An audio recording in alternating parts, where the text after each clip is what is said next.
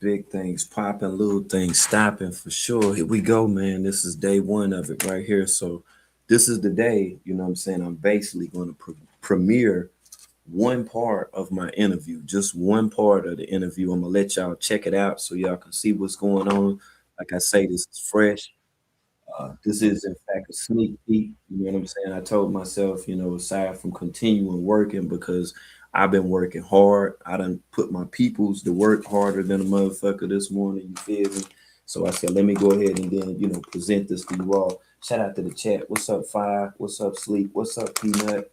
What's up, Diva? Everybody coming up in the building. Yeah, boy, this is a banger right here. This is a banger. And I got this idea only because I legit didn't have anybody, like to reach out to me, hey, what happened with the code? How did it all go down? No one reached out to me at all. So I just basically reached out to my damn self. I'm tech savvy enough to just do my own motherfucking interview. So after this interview, I didn't have time to even put any clips together, but I'll let you all hear exactly, what's going on as far as what I'm doing with the interview and how I'm going to present the information because it's going to be totally different. It's going to be raw. What's up, Neat? You know what I'm saying? What's up, Medusa? Shout out to you. Blessings to the family. What's up, True Honey? Virgo, I see you too. Like I say, man, I'm just going to do it different. And the reason I'm doing it different because it's my show. Okay. It can't nobody tell you how to run your damn show, nor how to present the information. If somebody was interviewing me, I'm sure they probably would have a long list of questions, but you will hear the amount of questions that will be answered during this interview. And trust me, you're gonna be locked all the way in. It is a lot. And if there is some stuff that I missed out, by all means, hit me up in the DM and then let me know if there is, some spots where I missed or whatever. Shit, I'm excited as hell just to be able to present this information. I didn't even get a chance to even put a thumb easy up. So let me go ahead and then make sure that I do that as well right quick, and then we'll go ahead and then start out. And like I said, once again, man, this is my first interview right here. So y'all let me know how I do. I'm usually the person that's conducting the interviews. You feel me? So me being interviewed, this is definitely dope as hell. You know what I mean? And I also look forward to actually listening to this interview while that I was getting myself together. You know what I'm saying? I was just so pumped up. I'm like, yo, man, I want to hear this shit. You know what I'm saying? I'm like, I want to hear, you know what I'm saying, how this shit right here gonna jump off. So like I say, man, I hope y'all enjoy this one right here. Definitely, definitely share it out. If it's people that's been following all of this stuff that got to do with the cult, they definitely don't want to miss this one right here because it is a certified banger. Do you hear me? It is a certified banger, yo. So, like I say, man, without further ado, just check it out. Let me know what you all think about the interview. Okay. Circulating during the height of the carbonation era. At first, I couldn't really figure out your stance, where you stood in relation to everything, or even how you became connected to this entire situation in the first place. See, most people watching all of this unfold online were reacting emotionally. Some people watched for entertainment, others watched out of concern. Some watched because they were spiritually confused themselves. But you seem to approach the entire thing differently. You documented it, archived it, studied it almost like a digital anthropologist, observing internet cult behavior in real time, while the rest of social media laughed, argued, donated, cried, and became emotionally attached to the chaos.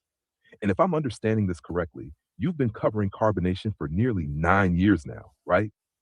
That's almost a decade of live streams, deleted footage, interviews, archived screenshots, reactions, timeline breakdowns, algorithm changes, channel removals, exposés, and nonstop internet insanity. That's not something somebody casually stumbles into for a month and forgets about. That level of consistency takes serious dedication. People watching from the outside probably don't even realize the amount of work involved: the computers, the hard drives, the editing software, the microphones, the hours spent screen recording live streams before they vanished, the organizing, the note taking.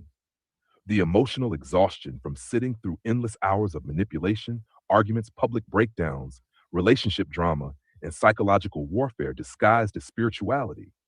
Most viewers only see the finished upload. They don't see the thousands of hours behind the scenes preserving internet history before it disappears forever. Because once live streams get deleted, pages get wiped, channels disappear, or stories begin changing over time, documentation becomes everything. And whether people agree with your approach or not, one thing can't really be denied: you stayed consistent. That's why I think it's important, before we even dive deeper into Ligio Bishop Babaji, Carbonation, the live stream culture, the controversies, the former members, and the psychological layers attached to all of this, we first understand you. Because every person who spends nearly a decade documenting something this intense usually has a deeper reason connected to why they stayed invested for so long. So let me rewind this back for a moment. Before the live streams, before the panels, before the documentaries, before the reactions and investigations, before carbonation was even a thing on your radar, who were you before discovering carbonation? That's what's crazy right there. I mean, I was just me, prior to all of this, because now people call me King World. That's my name. Actually, DJ World. I went by the name World News. And the reason I went by the name World News was basically my last name is Watson, the W, and me using the McDonald's logo as a catchy way to be able to capture people's attention. The moment that they seen it, they would quickly identify, the McDonald's logo, making them, wanting to click on just to see what I was talking about. So during that time, when I was on Facebook, I was actually chasing around reporters. And the reason why, because I wanted to know exactly what their story were. So during that time, I actually interviewed three reporters, one from WCCB, WSOC, and Fox had a somewhat of a sister station too. And what I would do was, whenever that something took place, wherever that it was, it didn't matter if it was large or small, I made it my business to be at the scene. It was just something about news reporters. I don't know, man. It just piqued my interest. So during my time on Facebook, when I was doing uploads, it just so happened that there was a situation that took place with a lady whose name is Sandra Bland, and it happened in Waller, Texas. She was actually stopped, by the patrolman, the cops there. And while that she was stopped, the situation that we know about today with the untimely demise, of her life, I was one of the people that was kind of curious what all of it took, how it all took place. So during my investigation of, some sorts, I ran across an individual, who was posting videos. I watched those videos. I became even more intrigued, did further, investigation. Years later, that person would be known today as Young Pharaoh. But on Facebook, that person, he had a Facebook page and it was named Sandra Bland, which was kind of strange. That's what started my investigation.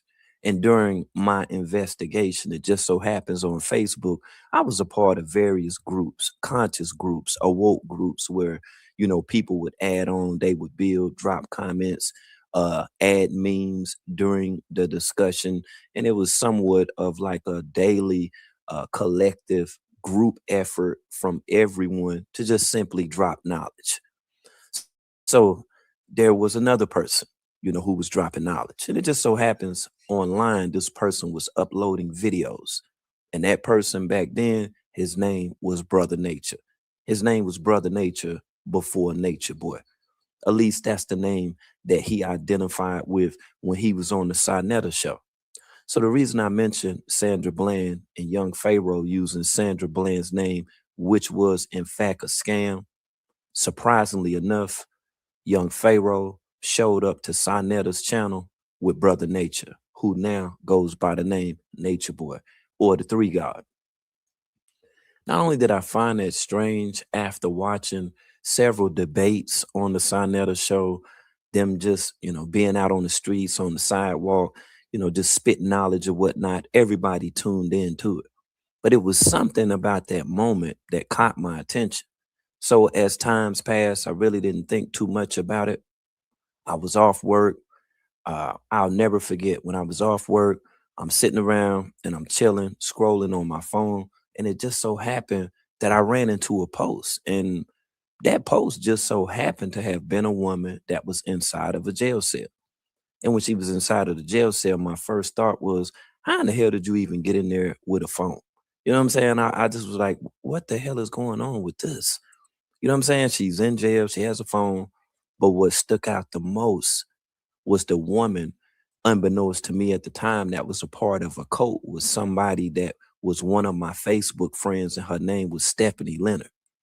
Stephanie Leonard, years later, would change her name to the name Serenity. And the rest is history. Start unfolding underneath it. What first appears to be internet drama slowly turns into psychology, manipulation, trauma, identity, social media influence, spiritual confusion, and people searching for meaning, all tangled together into one giant digital web. But let me ask another question about that period surrounding the Facebook posts and the early live stream era, because I think this is where things really start becoming important. From what you explained earlier, you didn't personally know Eligio Bishop Bishan. You weren't family. You weren't a former member. You weren't living with carbonation. You were originally just another person online witnessing something strange unfolding publicly across social media, like thousands of other people were at the time. So, what exactly made you want to dig deeper into it all? Because most people scroll past things online every single day. They watch a live stream for a few minutes, laugh, get uncomfortable, maybe send it to a friend, then move on with their lives. But for some reason, something about this situation grabbed your attention deeply enough for you to continue documenting it for years. Was it the behavior, the contradictions, the manipulation, the women involved, the children around the environment, the psychological control? Or was it something else entirely that made you stop and say, nah, something about this isn't right? And another thing I'm curious about, at the beginning, did you genuinely feel like you were trying to help people? Or over time, did it become something deeper than that? Hmm. Because after almost a decade of covering something this intense, there's usually a personal reason somewhere underneath the surface. Maybe not personal in the sense of directly knowing the people involved, but personal in the sense that something about the story emotionally, mentally, or spiritually connected with you enough to keep you invested long after most viewers stop paying attention. Was there a specific live stream, moment, argument, confession, or incident that made you realize this wasn't just internet entertainment anymore? And when did you first begin viewing carbonation, not simply as a social media spectacle, but as an actual cult? Well, to be honest with you, the first time that I acknowledged that it was an actual cult was during a period of a woman that was a part of the cult at the time named Mama Dia. That's, at least that's the name that she went by. But her actual name is Maggie Magdalena Sevilla. And I took notice with her demise. She was a part of the cult, in the cult at the time when she lost her life. And I actually interviewed one of the two guys who actually moved her body and took her body to the morgue, to the hospital. Then they put the body back in the van, and then they drove back to the cult. Once they got to the cult leader got the rest of the members, I'm sure at the time about 12 or 14 people who all were there at the time. He got each member to actually rehearse what they were going to say. And he recorded this moment as if that they were giving somewhat of their condolences to Mama Dia. And what I found strange about the situation was that one of the women who spoke so eloquently about the situation, hell, she wasn't even there, but about 2 or 3 weeks. A woman who really didn't know Mama Dia, but was inserted within the speech that was given about her demise, as if that was supposed to be sufficient enough for the rest of the world, like that we just were going to accept what she and the rest of the members said. But I knew that it was something that was with the situation. I went on then to interview Mama Dia's daughter. I spoke with Mama Dia daughter's husband as well about the situation, and thoroughly I explained to them, and I was pushing very hard for them to press charges on him, to look deeper within the case, somewhat to spark or start an investigation of some sorts. The whole cult aura that was associated with carbonation definitely came with the demise of Mama Dia. Because prior to that, strangely enough, people identified the cult as just simply being a tribe. And I wondered about that too. I just was like, wow. So no one really sees this as a thing. Like no one see that this is kind of crazy looking. So with the demise of Mama Dia, Rambo, Serenity, the lady Stephanie Leonard I spoke on, the lady that was a part of my Facebook group that got my attention with the video that she uploaded, as well as Keys and Vibes, they were a couple, as well as another member who went by the name Kite. They all left. And the video that Nature Boy recorded, he uploaded this video showing that they were leaving and they were in good graces. No one tried to do anything to them. And I just found that a little strange. And the reason being, because the lady Serenity, Stephanie Leonard, she had been there for quite some time. She had already been in the cult with Nature Boy when Yaya was there. Her and Velvet were there together. I have photos to prove it. And the thing that threw me off the most with the situation was that women were simply going there and they were leaving. And a couple of those women that left, they never returned again. And with them never returning to the code, not making posts online or just uploading, just stating how they were, what their status was, etc. I knew then that it was something that had to be definitely more sinister than what the hell that Nature Boy gave off. Just random commentary videos thrown together for clicks. Whether people agreed with your approach or not, there was clearly a long term investment emotionally, mentally, financially, and time wise attached to documenting carbonation over the years. So let me ask this carefully, because I don't want to overstep my boundaries or assume your intentions incorrectly. During the time you were reporting on the cult, did you ever attempt to connect with family members of the people involved? Parents, siblings, friends from before carbonation? Because from everything you've explained so far, and from many of the receipts, live streams, archive footage, and reactions people have seen online, there seemed to be genuine concern coming from you regarding the well being of certain members within the tribe, Oh yeah. especially the younger followers and emotionally vulnerable individuals who appear deeply influenced by Eligio Bishop and the teachings surrounding carbonation. And I think this becomes an important question because internet audiences often struggle separating genuine concern from content creation. In today's social media climate, people are naturally skeptical. Some viewers might look at years of reporting and wonder, was this activism? Was this documentation? Was this entertainment? Or was this somebody capitalizing off controversy for views? So I have to ask honestly, after dedicating nearly a decade to covering this story, what did you personally get out of reporting on the cult? Were you primarily motivated by wanting to help expose manipulation and preserve evidence before it disappeared? Or do you think part of you was also drawn to the attention, the audience growth, the reactions, and the platform that naturally comes with covering something so controversial and emotionally charged online? And I ask that respectfully because I think transparency matters in conversations like this, especially when discussing something as psychologically heavy as cult dynamics, exploitation, live stream culture, and vulnerable people whose lives were publicly unraveling in front of thousands of viewers every day. Did there ever come a point where the line between helping and content creation became difficult to separate? Or from your perspective, did you always feel that documenting the story itself was the help? Yeah, I actually did feel like that it would help because I knew that there were several people that not only dislike me, but dislike my movement and what I stood for because of on how long that I had been talking about it. And throughout the years, there always came somebody that wanted to talk about Nature Boy and Carbonation, which I clearly didn't have a problem with.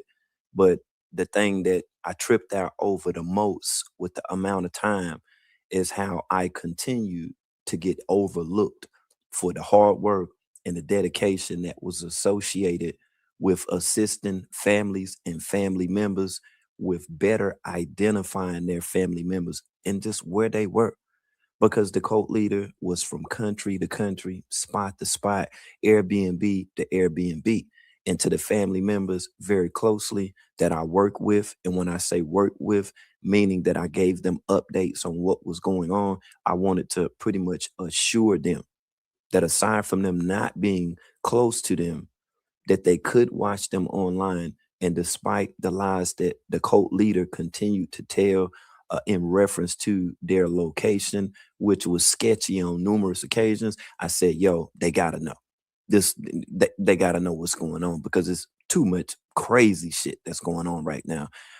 All the way to having younger members a part of the cult who were very underdeveloped when it came down to life skills. I strongly felt like that the influence of Nature Boy actually impacted their growth and development. It damn sure stagnated it when it came down to some of the members, where the ex-members that I actually see today, because they're still within the circle of contact of things that the cult leader used as instruments to persuade and manipulate, but to continue to control them with a K, just like MK Ultra.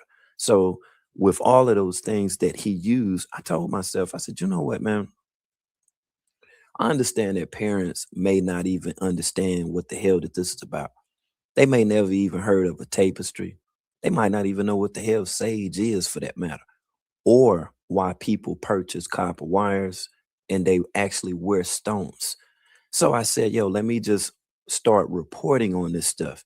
And by doing so, man, I have a gang of screenshots as well as videos, because this was the strangest thing to me. I just couldn't understand what had women, especially younger women and younger men, what made them run headlong to be a part of something that they could have practiced very well their own self at their own home.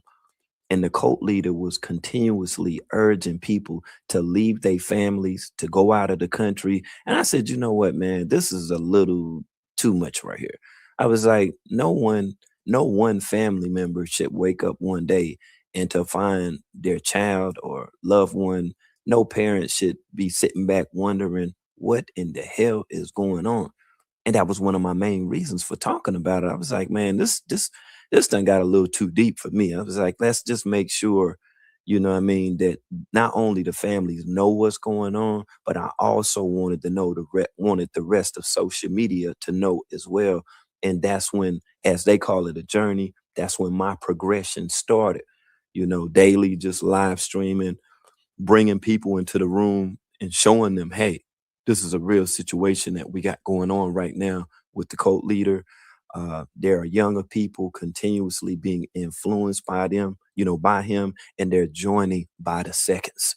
And I knew that this would be somewhat of a continued domino effect taking place online, because all of about 14 to 18 months later, I start seeing other people who had intentions of not so much as being Nature Boy, but being a part of the said illustrious so-called life that he was living while being in a polygamous relationship. And all of the things that he advocated generally were things that our families, our mothers and fathers, they were all things that were not incorporated within our psyche at a young age.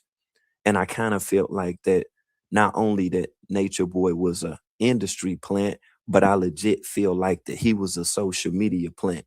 And going back to saying that he's an industry plant has everything to do, with Tyler Perry, with the TV show Ruthless, Nature Boy's ex-boyfriend, who he was romantically in love and in a relationship with, who actually told him to, go to the tropics, go and scout for some land.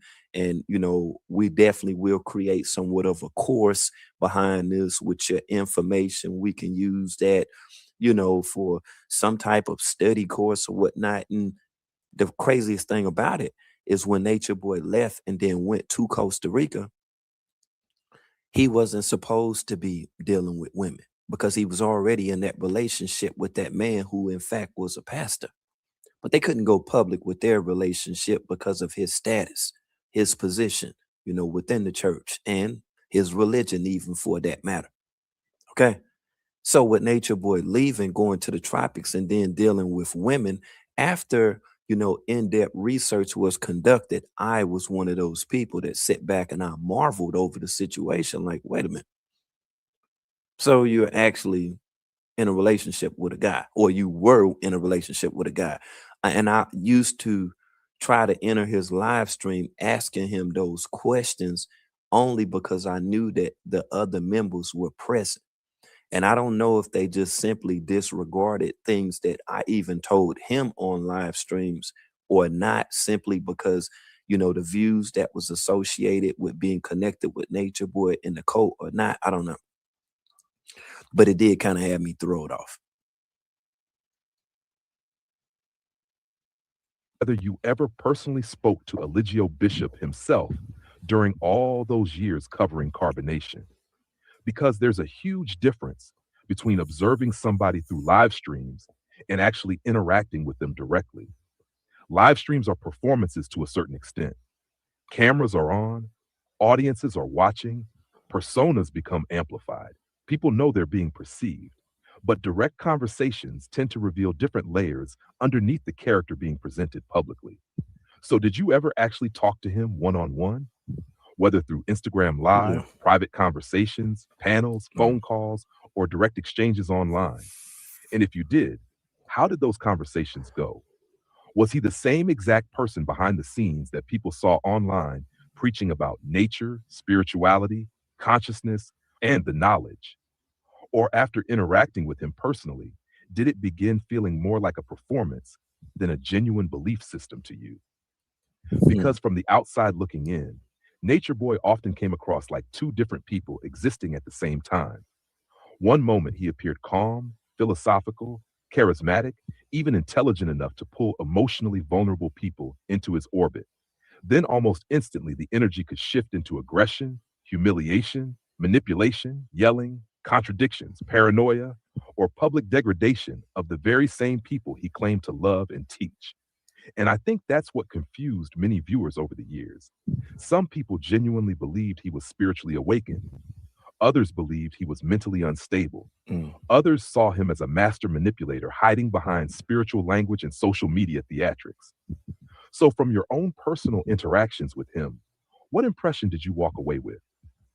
Did he seem self aware? Did he believe his own teachings? Did he appear calculated, manipulative, charismatic, broken?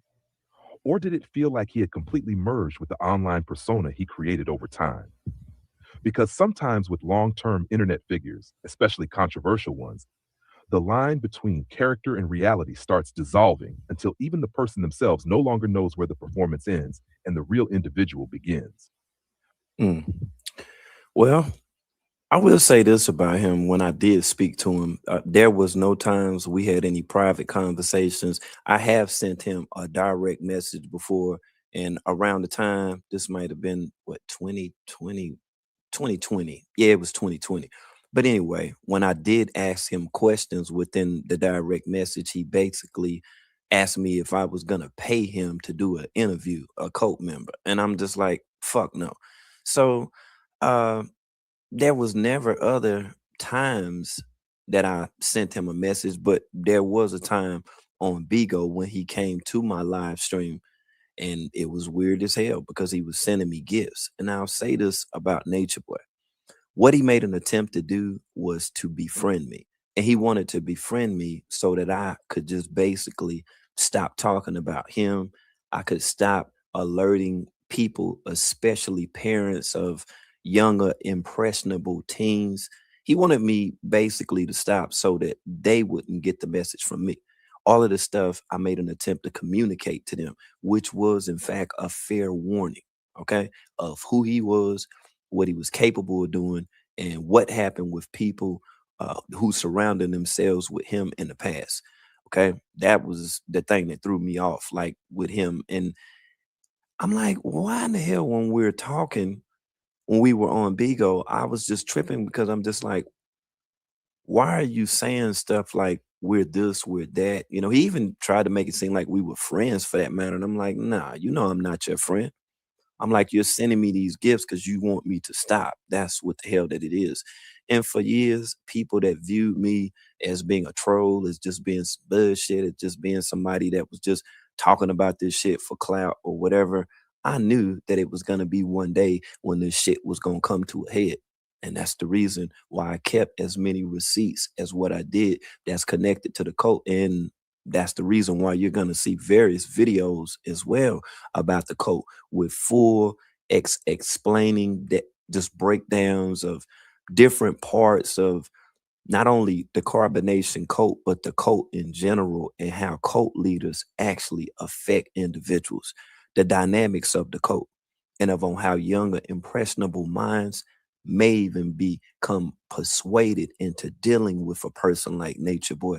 So I always had to put my foot down. And at times I had my foot on Nature Boy's neck just to make sure that he understood the mumbo jumbo and the scamming that was associated with the medley of different teachings that he had combined together. I just wanted him to know that he was not going to easily be able to pass the torch to someone else who may be eager, bright eyed, that was interested in the code. That was the main damn thing. Right. And I will say this too, when I did speak with him, he knew without a shadow of a doubt that I was able to see through the majority of the bullshit that he had going on. It was no getting up out of the situation. It wasn't no, you know, let me just say this or that and he'll just leave me alone, because I knew that he was lying. And just like what I found out about several other ex-cult members, they never want to tell the entirety of the truth. You know, and when I was asking the dude questions on the live stream, despite, you know, him answering those questions, it always seemed like that there was some type of jungle inspired semantics that was associated with whatever answer. If I asked, how are you doing today? It had everything to do with him going around the world before actually stating how he was doing. So on several occasions, people seen me engage with Nature Boy, and during those times, I was cussing him the fuck out. And the reason I did so, because I wanted him to know that I knew that he was running game and that he wasn't gonna pull that shit on me. So then I became like public enemy number one. He even told the rest of the cult members not to listen to me, not to deal with me, never to talk to me. And to this day, although the ex cult members consider themselves as being ex cult members, they won't talk to me. And that's why for years, I legit felt like that they were up under cult control. And that cult control was something that Nature Boy placed on them. And by him placing that stipulation in regards to me, I knew that if they wouldn't talk to me, I said, yo, they gotta still be down with Nature Boy. I had a few ex-members that talked to me after I reached out to them. There were a few that actually came to the channel. But over a period of time, despite what we may have believed about their distancing from the cult, somewhere down the line, whether an ex-cult member or not, they would have an association with them. One thing I learned in NA and AA is you have to change your people, places, and things. Meaning the people that are ex-members of the code, the stuff that Nature Boy advocated and what he dealt with very closely, those are the things that I strongly feel like they should be abandoned. The tapestry, the astrology, even the terminologies that Nature Boy used very often. Those words have to be omitted from your vocabulary, and you simply have to live a different life.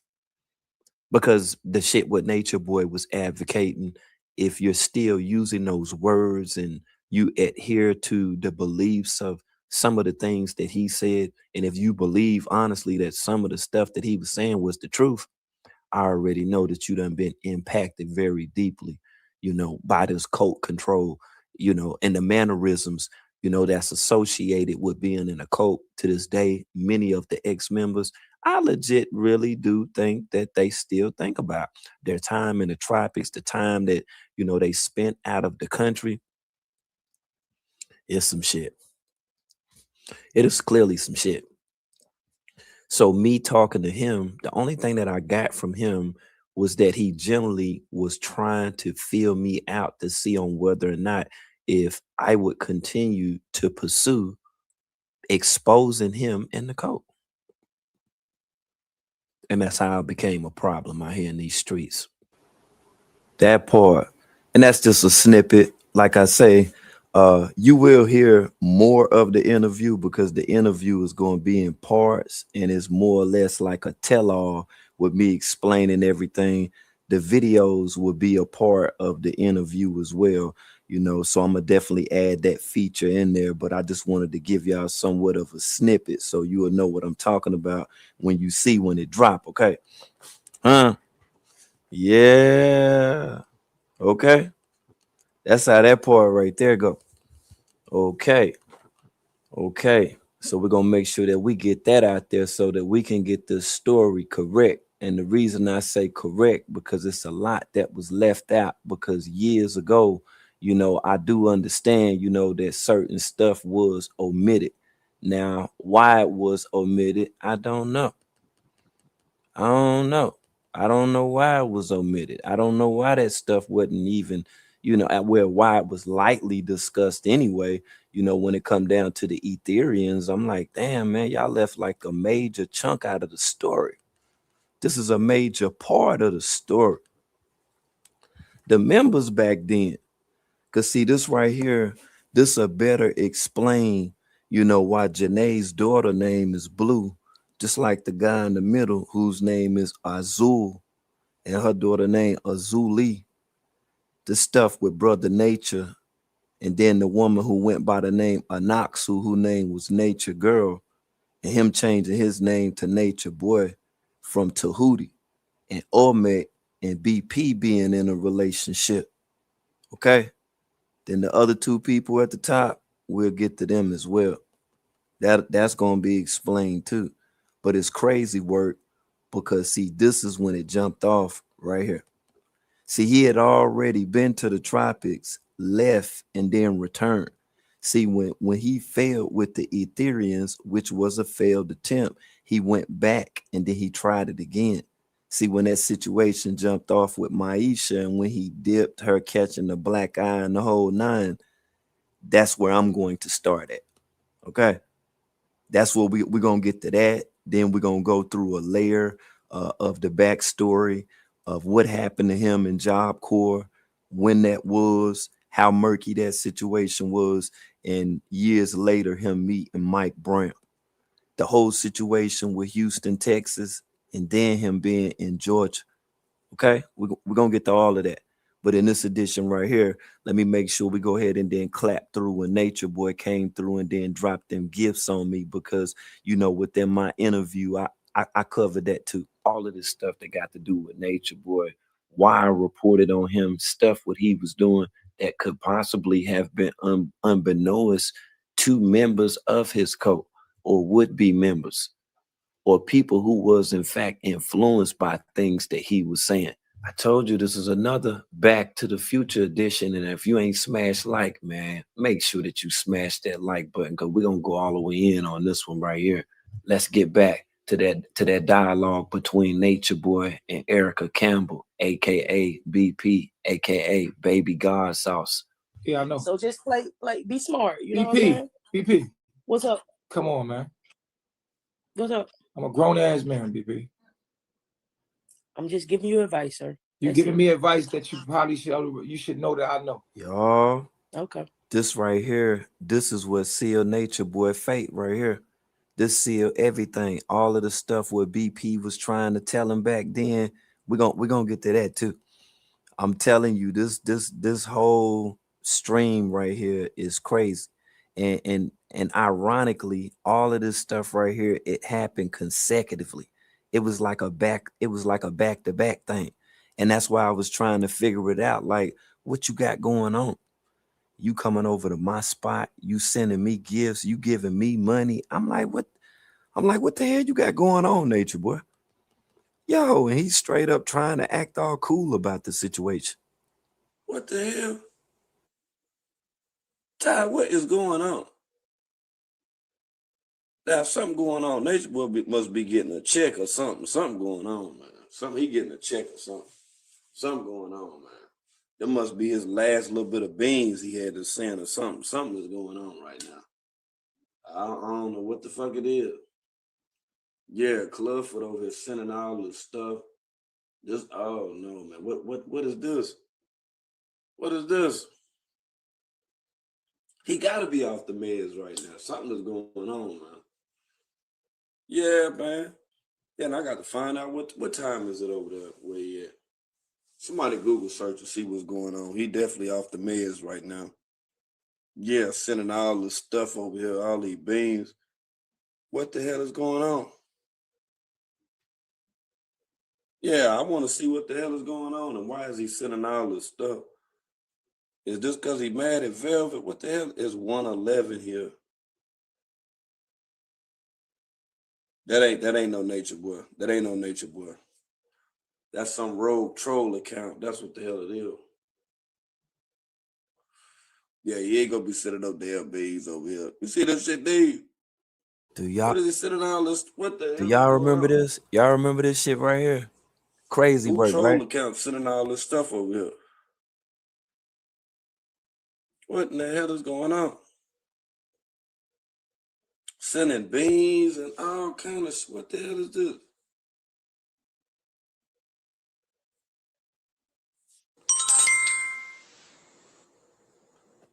What's up, bro? What the hell is you sending beans and shit over here in my chat for? What the hell is this? Bro, I'm sending you money. It's love. What is you sending me money for? I appreciate you. Oh, You appreciate me. I'm gonna be honest with you, bro. You really made me hot out here in the streets, bro. I made you hot in the street. Yeah, I ain't gonna lie, man. You a part of the reason why I got the success I got right now. And I That's why I ain't in the documentary, man.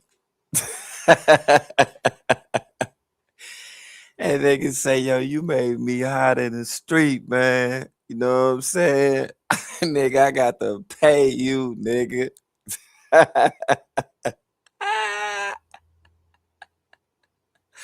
They can say, yo, man, I had to come over here, man. You know what I'm saying?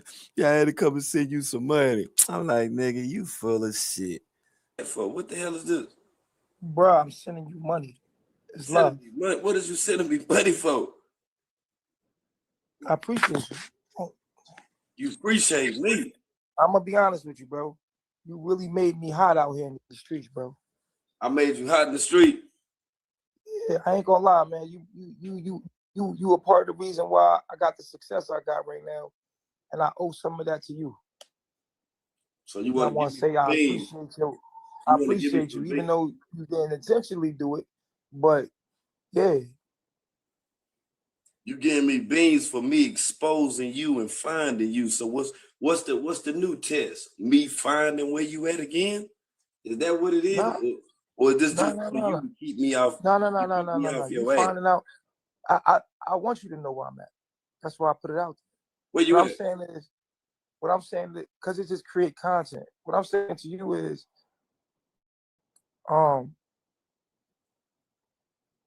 thank you. Are you high? Bro, I ain't high, bro. You got to be high. I'm not high, dude. You put in the comments, say, why you sound like that? You drunk? You under the influence? What's wrong with you? No, well, I was. No, I've been drinking a little bit, but I ain't drunk. See, I knew it was something. You been drinking. You ain't supposed to do no shit like this. Oh yeah, I tripped off of this shit right here. And like I say, this is a Back to the Future edition. I'm gonna do a few motherfucking Back to the Future editions, yo. Shout out to Bigo, man. Shout out to the chat. Shout out to everybody tuning in, man. If you ain't smashed like already, make sure that you smash the fuck up out that like button, okay? Now, this is when Nature Boy came to my live stream. I was just posted up, kicking it on Bigo. You know what I mean? Shout out to Josie. Shout out, you know what I mean? Shout out to everybody, man, that was in the comments, man, that was just going in, dropping them heaters on Nature Boy, motherfucking ass. But yeah, for whatever reason, he decided to come over to my channel and just start dropping gifts and stuff. And like I told this weird ass, I say, what is this? So this some shit what you doing to keep me up off your ass or whatever? Boy, I fucking hollered, you hear me? That's how fucking shook that 50 ass was. And I knew that he was drunk as hell. I'm like, you come up on the panel calling me bruh, like we brothers. No, we others, cause you know what you into. You a booty butthole surfer. You a whole lot club foot. You a whole lot, yeah, run to the tropics. You hate Babylon, but get locked the fuck up. Catch a whole life sentence in Babylon. Looking ass Nick. That's what you are. Okay. You fucked your shit up, but then you want to try to come over to my channel, throwing gifts and shit. I say, yo, man, what kind of shit is this? And at one time, too, I said, well, are these fake beans? Is he trying to get my channel hit and shit? Miss Meat said that shit from day one about Nature Boy trolling and shit. She was like, yeah, man, 50 always in the chat, 50 always listening. In the beginning, I didn't believe that shit. But as time progressed, I say, man, this dude be sitting back, listening to me talk on live streams and shit. I'm like, what the fuck? Is he so fucking worried about what the hell that I'm talking about? If I'm making valid points about him and that great value ass coat that he had, I'm like, why would he even be tuning in? What's the purpose of that? Then he gonna hit me with the, bruh, I don't hate you. You don't hate me. What the? You don't hate me, clown. I don't even hate you. One thing that I hate is how you played. You played on people. You played on their intelligence. You manipulated a lot of people. And more than any damn thing, you falsely communicated to the masses of people. You poorly represented yourself as a leader. You put fear in folks' heart, especially those women. And that's one of the main problems that I had with you. Other than that, man, you could have been doing what you was doing. Now you in a cell listening to me. So let's take this shit back to the future on Nature Boy ass. Troll account. That's what the hell it is.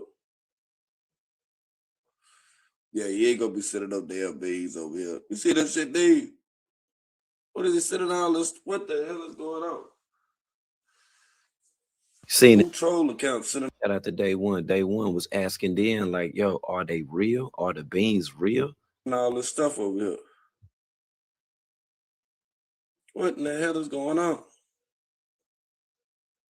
Sending beans and all kind of shit. What the hell is this?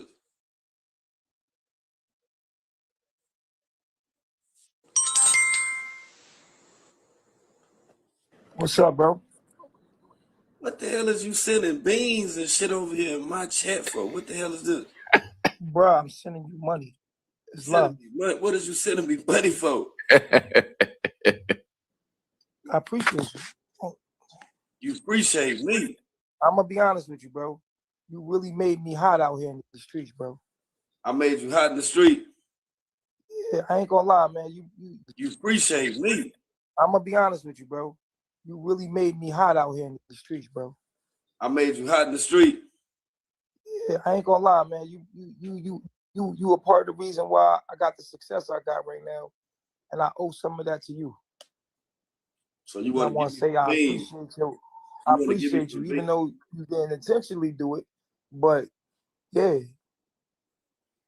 You giving me beans for me exposing you and finding you. So what's the new test? Me finding where you at again? Is that what it is? Nah, or is this just nah, for you to keep me off? No. You finding out. I want you to know where I'm at. That's why I put it out there. Where you at? What I'm saying is, because it just create content. What I'm saying to you. The reverse psychology, y'all. Oh no, I want you to find where I'm at. Where you at again? I want you to know where I'm at type of shit or whatever. Yeah. You giving me beans for me exposing you and finding you. So what's the new test? Me finding where you at again? Is that what it is? Nah, or is this just for you to keep me off? No. You finding out. I want you to know where I'm at. That's why I put it out there. Where you at? What I'm saying is, because it just create content. What I'm saying to you is,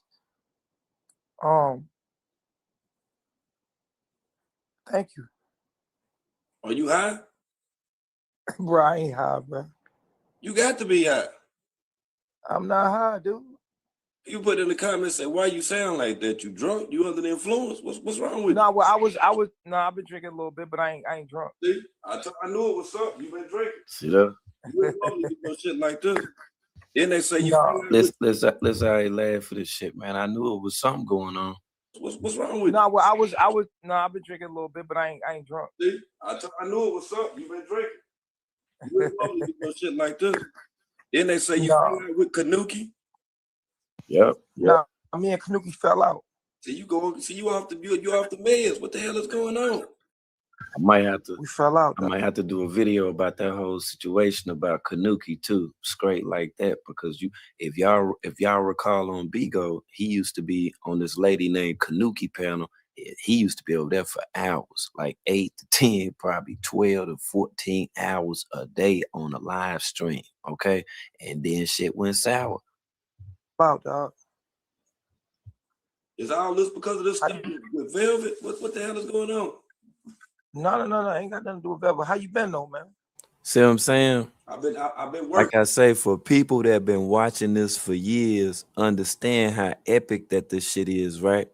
Because it wasn't this level of an interaction at all, but he felt comfortable enough to come to my channel. I had just started my live stream out of nowhere, which proves that he had been sitting back listening the whole damn time. So when he came over, he thought it was gonna be some cool shit. And I'm like, nah, we ain't cool. You ain't cool with me. Like, you over here on some fluke shit right now. And in my mind, I'm just like, yo, what you got going on? And see, as the video continues, as you'll see, this is right around the time when he had just got over BP's crib. So the live stream before that, him and BP was on side of the house, but you couldn't see BP, and he was around a steel drum. They had the steel drum lit. It was a fire out back, and they was standing out there. Aya and them was in the house and shit or whatever. He didn't have nowhere to stay. So the woman that be calling herself his sister, the one I interviewed that you seen with the gap that was over his house or whatever, he then was calling the house where he was staying at her house, because that's where she was staying at. That's where her and her children was staying at. So that's how he got that Airbnb. Man, the shit is crazy as hell. This is around that time, and you're gonna see when the interaction with BP and the stuff where BP was trying to tell him, because he had just left from over there, and she was like, yo, come on, man, like you tripping. Like, I'm on the phone, like she on the phone trying to talk to the nigga like she ain't seen him in a long time and all this shit or whatever. And Nature Boy getting cocky with the shit like, oh, I know how to move and shit or whatever. Yeah, I got a pistol and shit or whatever. But yeah, here in Georgia, we ain't got to do this. We ain't got to do that. And BP like, yo, man, you better slow the fuck down, because niggas trying to get at you out here and shit. Nature Boy like, man, fuck all of that. So this part of the conversation right here is showing and then proving how much money that Nature Boy had, okay? Because he was easy clearing like $9,000 a week on some cool shit on Bigo. Working.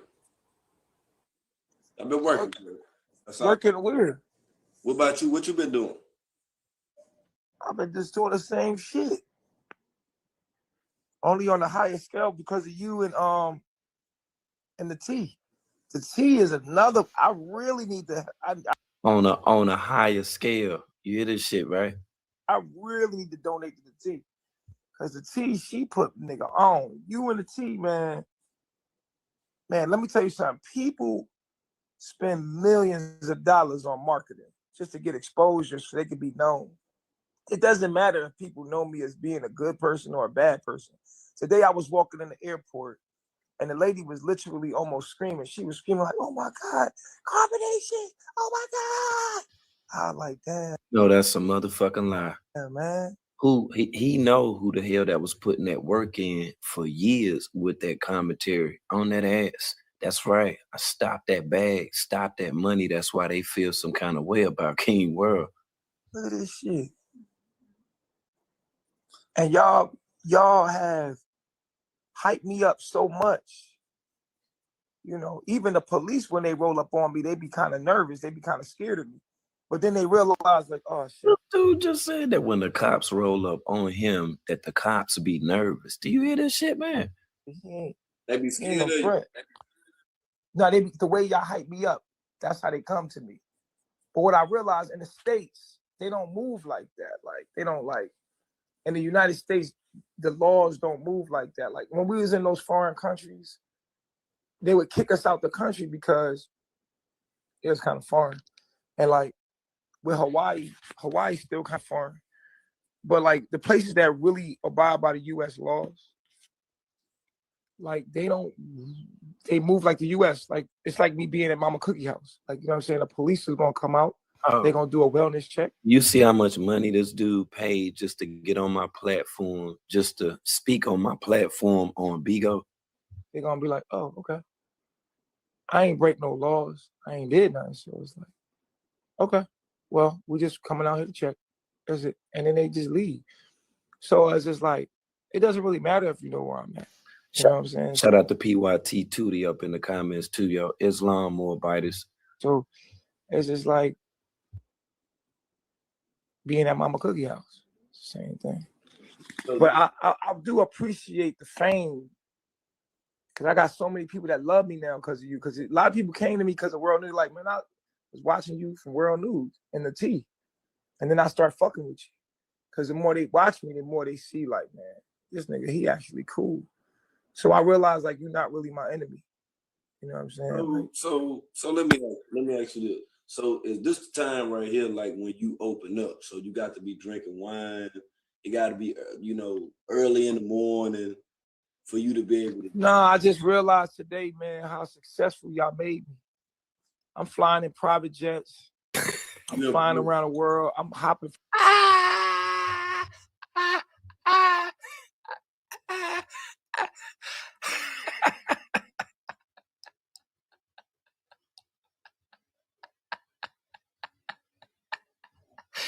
Nigga said he was flying in private jets. No, so you got to be drinking wine. It got to be, early in the morning for you to be able to. No, I just realized today, man, how successful y'all made me.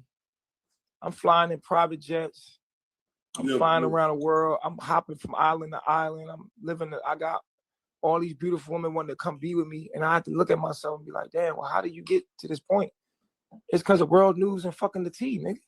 I mean, yeah, you the talent and people have to get to know you, but they exposed you. Young Pharaoh, the T, and you. Y'all been my biggest exposers. Ironically mentioning Pharaoh too. Now ain't that some shit? Now you see why his ass got hopped on, the connection with these two since years ago when they first met. Boy, I'm trying to tell you, boy. Hey, it's done been a minute out here.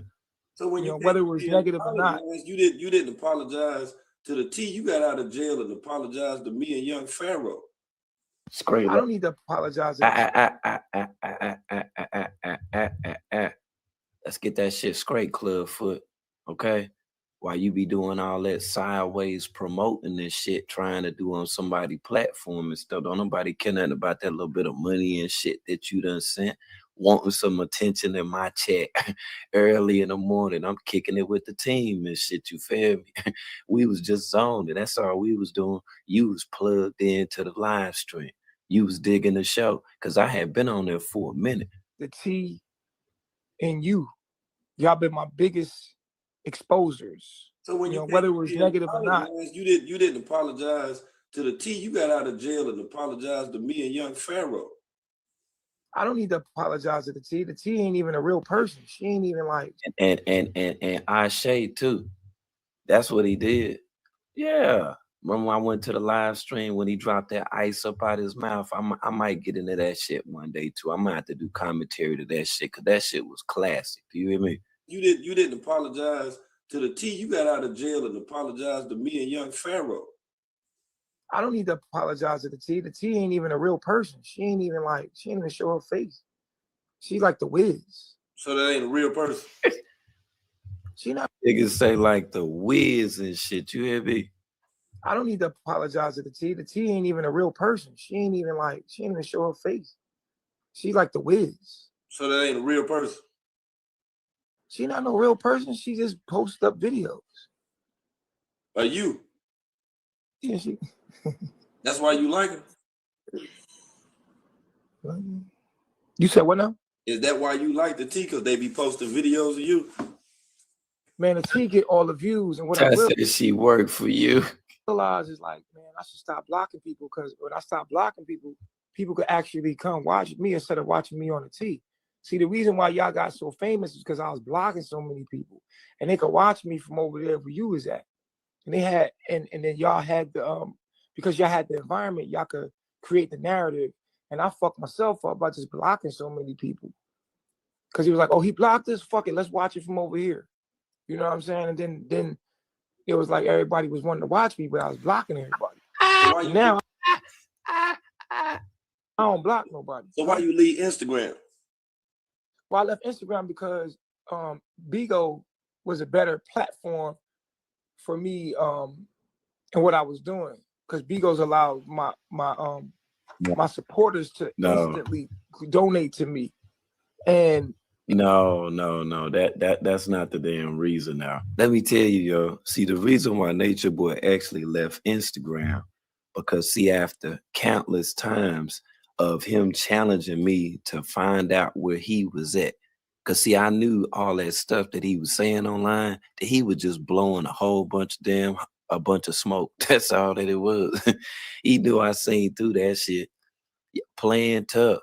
That's all the hell that 50 was doing.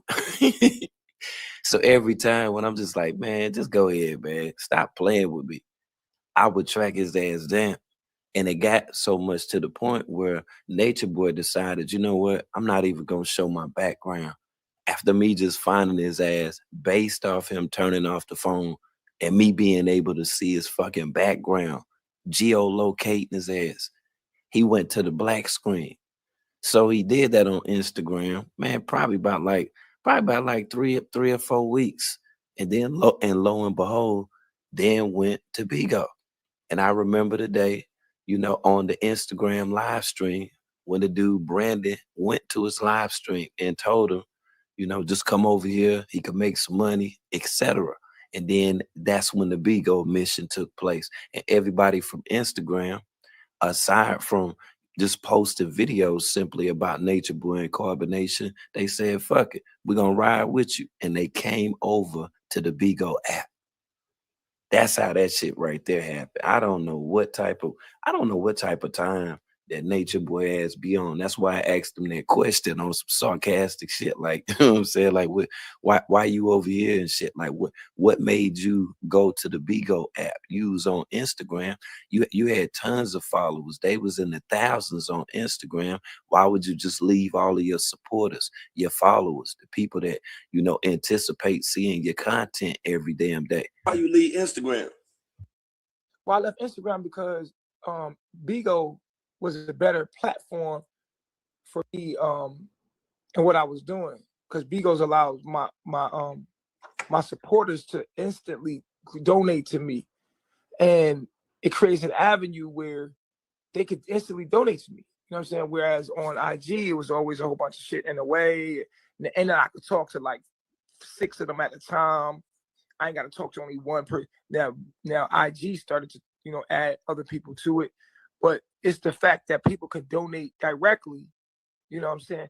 And on top of that, Bigo gives you the incentive. Like if you make a certain level, they're gonna give you more money than you actually receive. So I was like, damn, this app is perfect for me. Now, just take notice now. You hear when he dialoguing with me, everything's straightforward. Ain't no running, like going all the way around the world and stuff or whatever.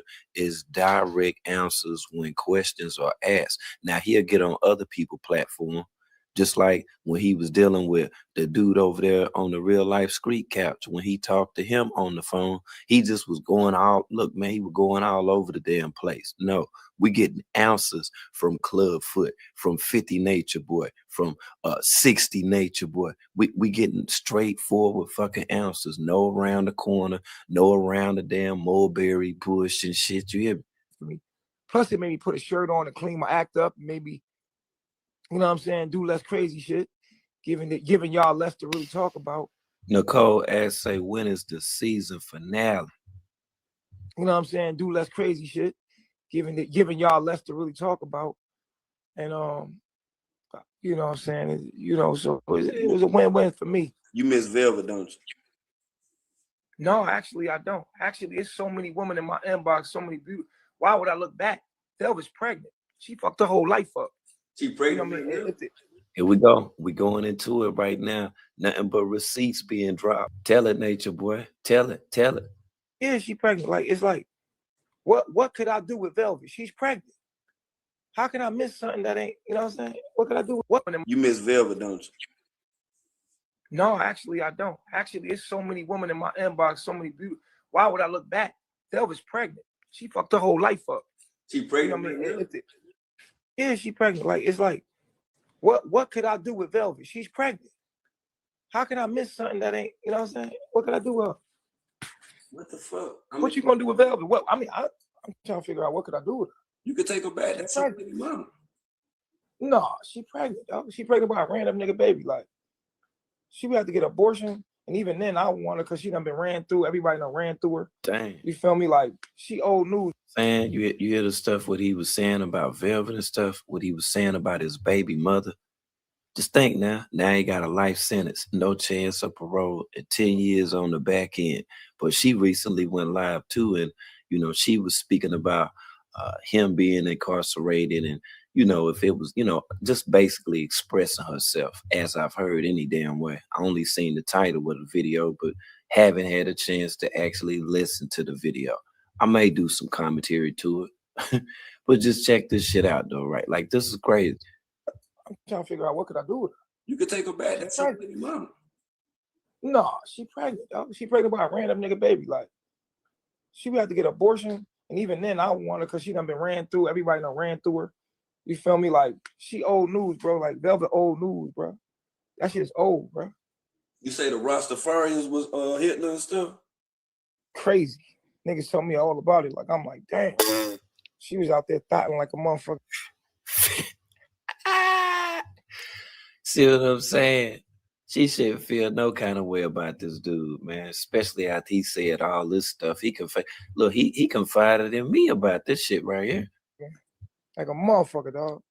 I said, God damn. Huh? Why you ain't train her better than that? I mean, why you ain't show her? Well, see, when she was with me, I was controlling the thought in her. You understand what I'm saying? Yeah. You say he was controlling the thought inside of her, yo. Like a motherfucker, dog. I said, God damn. Huh?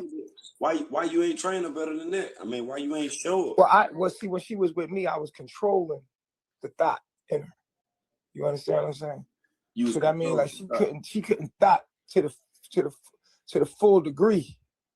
She couldn't get into thought talicious. See, now she thought talicious. She was, she was just a TH when I met her. Now she a THOTIANA. Tatiana.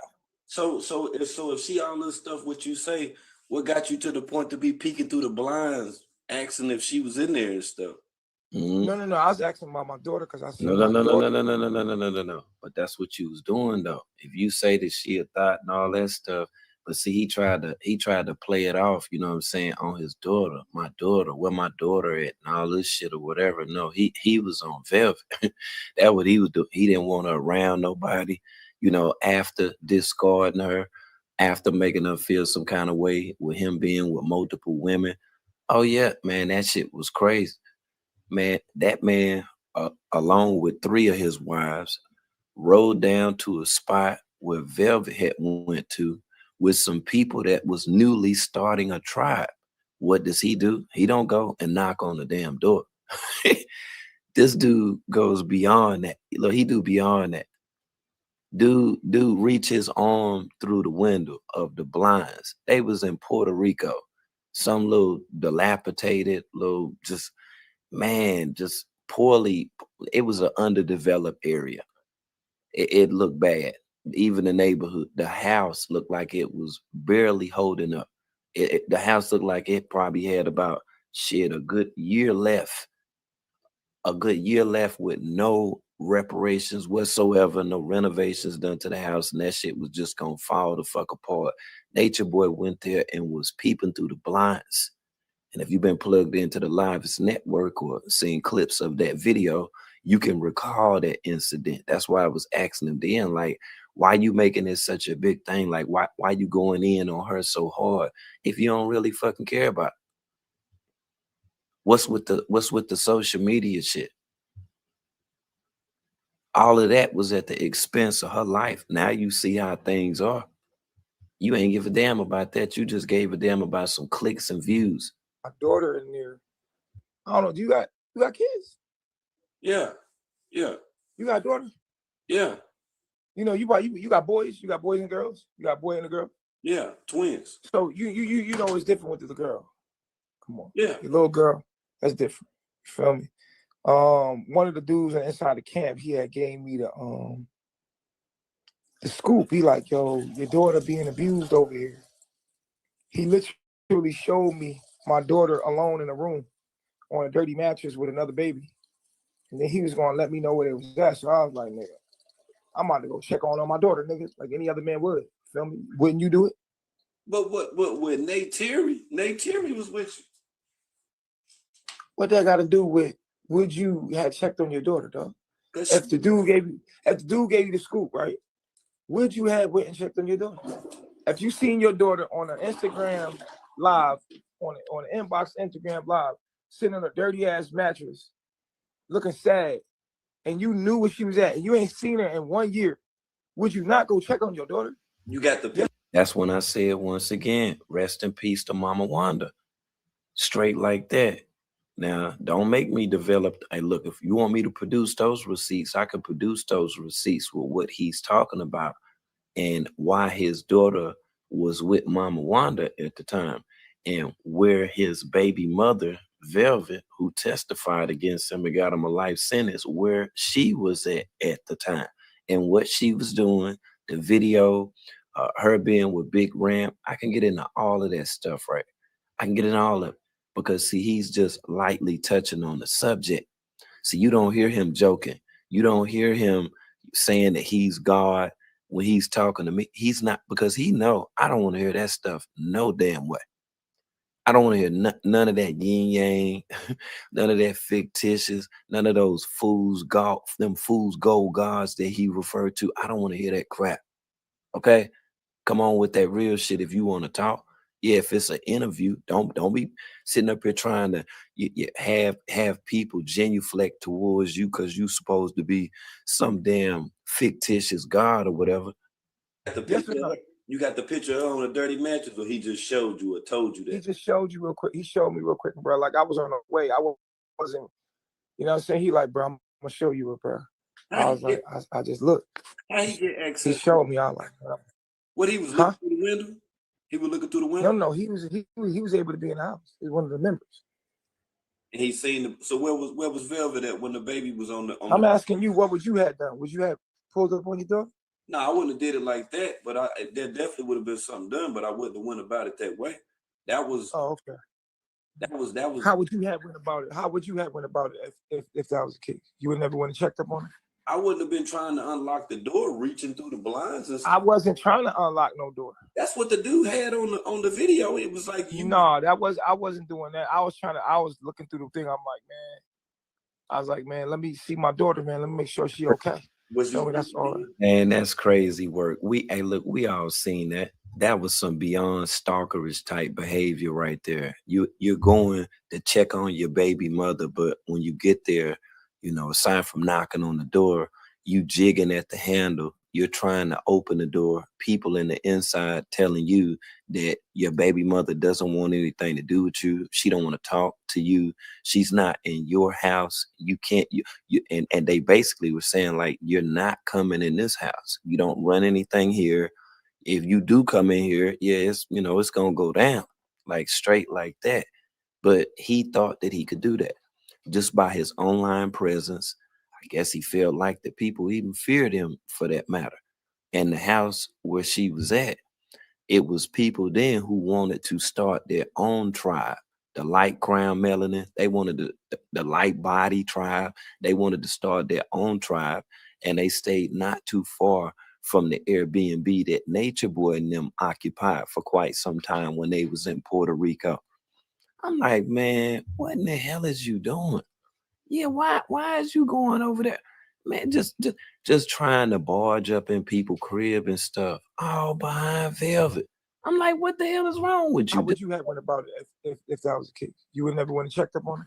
I wouldn't have been trying to unlock the door, reaching through the blinds and I stuff. wasn't trying to unlock no door. That man was, man, that man was going crazy. Man, he was going look, he was going crazy trying to get up in that crib, man. I'm like, man, 50, man, you gotta fall back, man. You can't do that, man. If she don't want to see you, if she don't want to talk to you, why are you trying to force her to talk to you? But let him tell it. He did all of that to see his daughter. I'm like, man, what the hell is wrong with you? That was the whole situation with why Velvet's father and his wife, how they had to travel to Puerto Rico with that situation with Velvet going and then, basically filing a restraint against him because he was just trying to get at her wherever that she was at.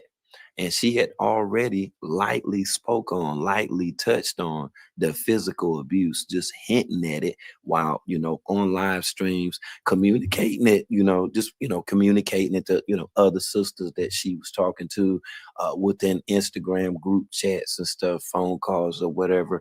But, at this time, back then, people like myself, we thought that she actually went and then took a warrant out up on his ass. But no, it was just a restraint. That's all that it was. She just didn't want him around her. But then after all of that stuff right there happened, she then went on to dealing with a guy while being in Puerto Rico that wasn't the father of her daughter, because Nature Boy is the father. This same dude was taking her daughter a bath and a lot of other stuff that, what I'm saying, that we found out just from the live streams and, people putting two and two together with her being on the live stream, but then her daughter being heard in the background, water. You know what I'm saying? And people like, what is your daughter doing? Like, what's going on, Velvet? Like, what the fuck? Man, it was a whole live situation within a situation. So, with Nature Boy doing that, it's like from what we seen, she just continued to do stuff. Who knows on whether or not if it was, on purpose or not. But after all, she still just did stuff. That's what the dude had on the video. It was like No, I wasn't doing that. I was looking through the thing. I was like, man, let me see my daughter, man. Let me make sure she okay. Was you? That's all. Were you under influence? Anything? Nah, bro. I was just looking through the window. I was just telling him like, yo, let me see my daughter. But that's what I'm saying. Like, okay, like for instance. Yeah, I see it's a lot of people that's new to the story, yo. It's crazy work because as much as what Nature Boy was talking, anybody knew that motherfucker ain't never talked this fucking long before. And at the time, what the fuck they was doing as far as him with that money and how he was shitting Bigo over that motherfucker, I was over there talking about it. I was over there talking about his motherfucking ass. You feel what I'm saying? And what Nature Boy was doing, the members of the cult, he was sending money to them through their account, and they was giving off the appearance as if other people was donating. And when they were doing that, that in turn had other people wanting to donate. They were encouraged to do so. They had different accounts, and they was playing the chat. And we were sitting over there talking about the shit. And it just so happened the next morning when I got up, I went live, and that's when he came to the chat and started this bullshit right here. You just can't go over Brother Polite house and be looking through his blinds and his curtains and shit. You can't go over Sonetta house and do that shit. Sonetta might pull some shit out and blame the shit out of you. He older and shit. You feel? You knew Lil Zayden wasn't gonna do nothing though. That's how that was. Bruh, if my daughter was at your house, I don't give a damn who the fuck you is. You could be goddamn Zeus, the goddamn god of ether. See, this was around the time right here. See, they was still in Puerto Rico. He hadn't left and then went to Georgia before he got locked up. This was like the little transition little period right here. Motherfuckers wasn't really peeping how much money that he was making and the shit that he was into. And when he left, it was just him and his wives in the beginning. He left their ass there. Nature Boy cashed that check. That motherfucker came over there trying to be cool and everything. I'm like, man, what the fuck you come over here talking to me for? If I'm up here talking cash shit about your ass all day, why do you want to come over here and then have a fucking conversation? Ethereum worlds of goddamn the underworld of death, bitch. I don't give a fuck. I'm coming over there with my daughter, bitch. I don't give a fuck who the fuck you think you are. If my daughter's in your house, nigga, and I feel like she's in danger, I'm coming through, bro. I'm coming through. Did you have the same energy when you heard your daughter call dialing dad? Yeah. Nah, I ain't have no control over that, You know bro. what I'm saying? So that's the guy, Dylan. That's his name, who Velvet was with. Once that she left Nature Boy, she remained in Puerto Rico. People thought at the time that she had left, but that guy was acting in the role of baby Eliana's father, which was weird. And people were like, damn, how did you so quickly just get in a relationship and you felt so comfortable with another man taking your child a bath and being that close with your child, your daughter child at that? See what I'm saying? So with me asking Nature Boy the question about dialing, I'm like, okay, so how did you feel about that shit, dude? Like, House, nigga, and I feel like she's in danger. I'm coming through, bro. I'm coming through. Did you have the same energy when you heard your daughter call dialing dad? Nah, I ain't have no control over that, bro. Like, come on. I'm not even paying attention. That's silly shit. Like that right there, that's silly shit. That's silly shit. Hold on. I let y'all pay attention to shit like that. Like that shit's silly. I'm not interested in that, bro. Hold on. Really not interested. Hold on. Here go Josie. Josie up here. Hey, Nature Bro, Boy. I don't want to talk to nobody. I can't even talk to you, bro. I don't want to talk to these people. No, I just can't. This is a woman that care a lot about Aya. She always want to talk to you because she cares so much about. Oh, okay. Well, you have a beautiful night, bro. Oh, so you want to leave because Josie come up here? I don't want to talk to none of these people, man. I'm uninterested.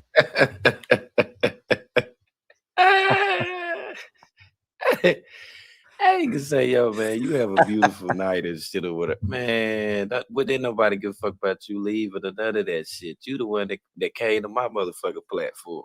Talk about, okay, man, you have a beautiful night and shit. You go get mad. What you get mad for? What you get mad for, 50?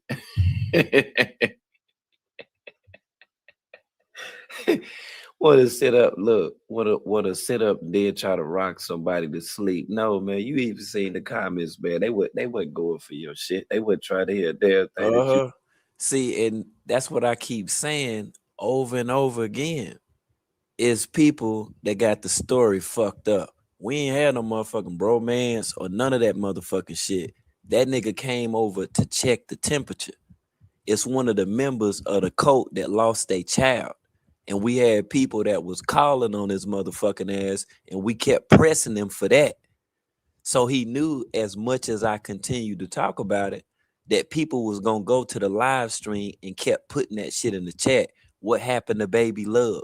What happened to the baby? Did y'all perform a sacrifice? It was a lot of shit that was going on at that time. So he kept trying to come over, making it seem like we was cool.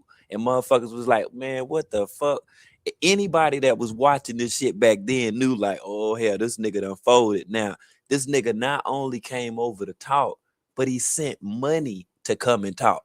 Nah, it wasn't no motherfucking fugazi ass motherfucking shit now. Nah, that's what the fuck you just put in the chat. Nah, we don't do that. If any goddamn thing, Nature Boy knew that we had tightened up on his ass because it was more people on Bigo that was holding panels and they was talking about his ass. So he like, this what he thought. He thought leaving Instagram, okay, now I got a surefire way that I can make some money. Yeah, I'm straight now. I don't really care no more and shit. So he had been running that shit up when they was in Puerto Rico and made so much motherfucking money that he simply could come to the States and then scout for a house. See, we was trying to stop all that shit. And the reason we was trying to stop it, because at the time, he the person that was stalking Velvet. He was stalking Velvet. So Velvet's father, along with his wife, they went to Puerto Rico And when they went to court in Puerto Rico, they did so because she was scared. And she went and then pressed charges on his ass. She took out a restraining order on Nature Boy. So that's why he was coming over. And then it's a woman that lost her life, whose name is Mama Wanda, rest in peace. Mama Wanda was the woman that was keeping his daughter. And she was one of the people that was on our panel. And funny enough, she met Velvet and Olmec once they came to Louisiana from Georgia. And she's the one that reported that it was some rather sketchy stuff that their daughter was doing at the time. See, this is why he came over, this motherfucker. That's why he was doing all this talking. Everybody that was following this shit knew what the fuck it was.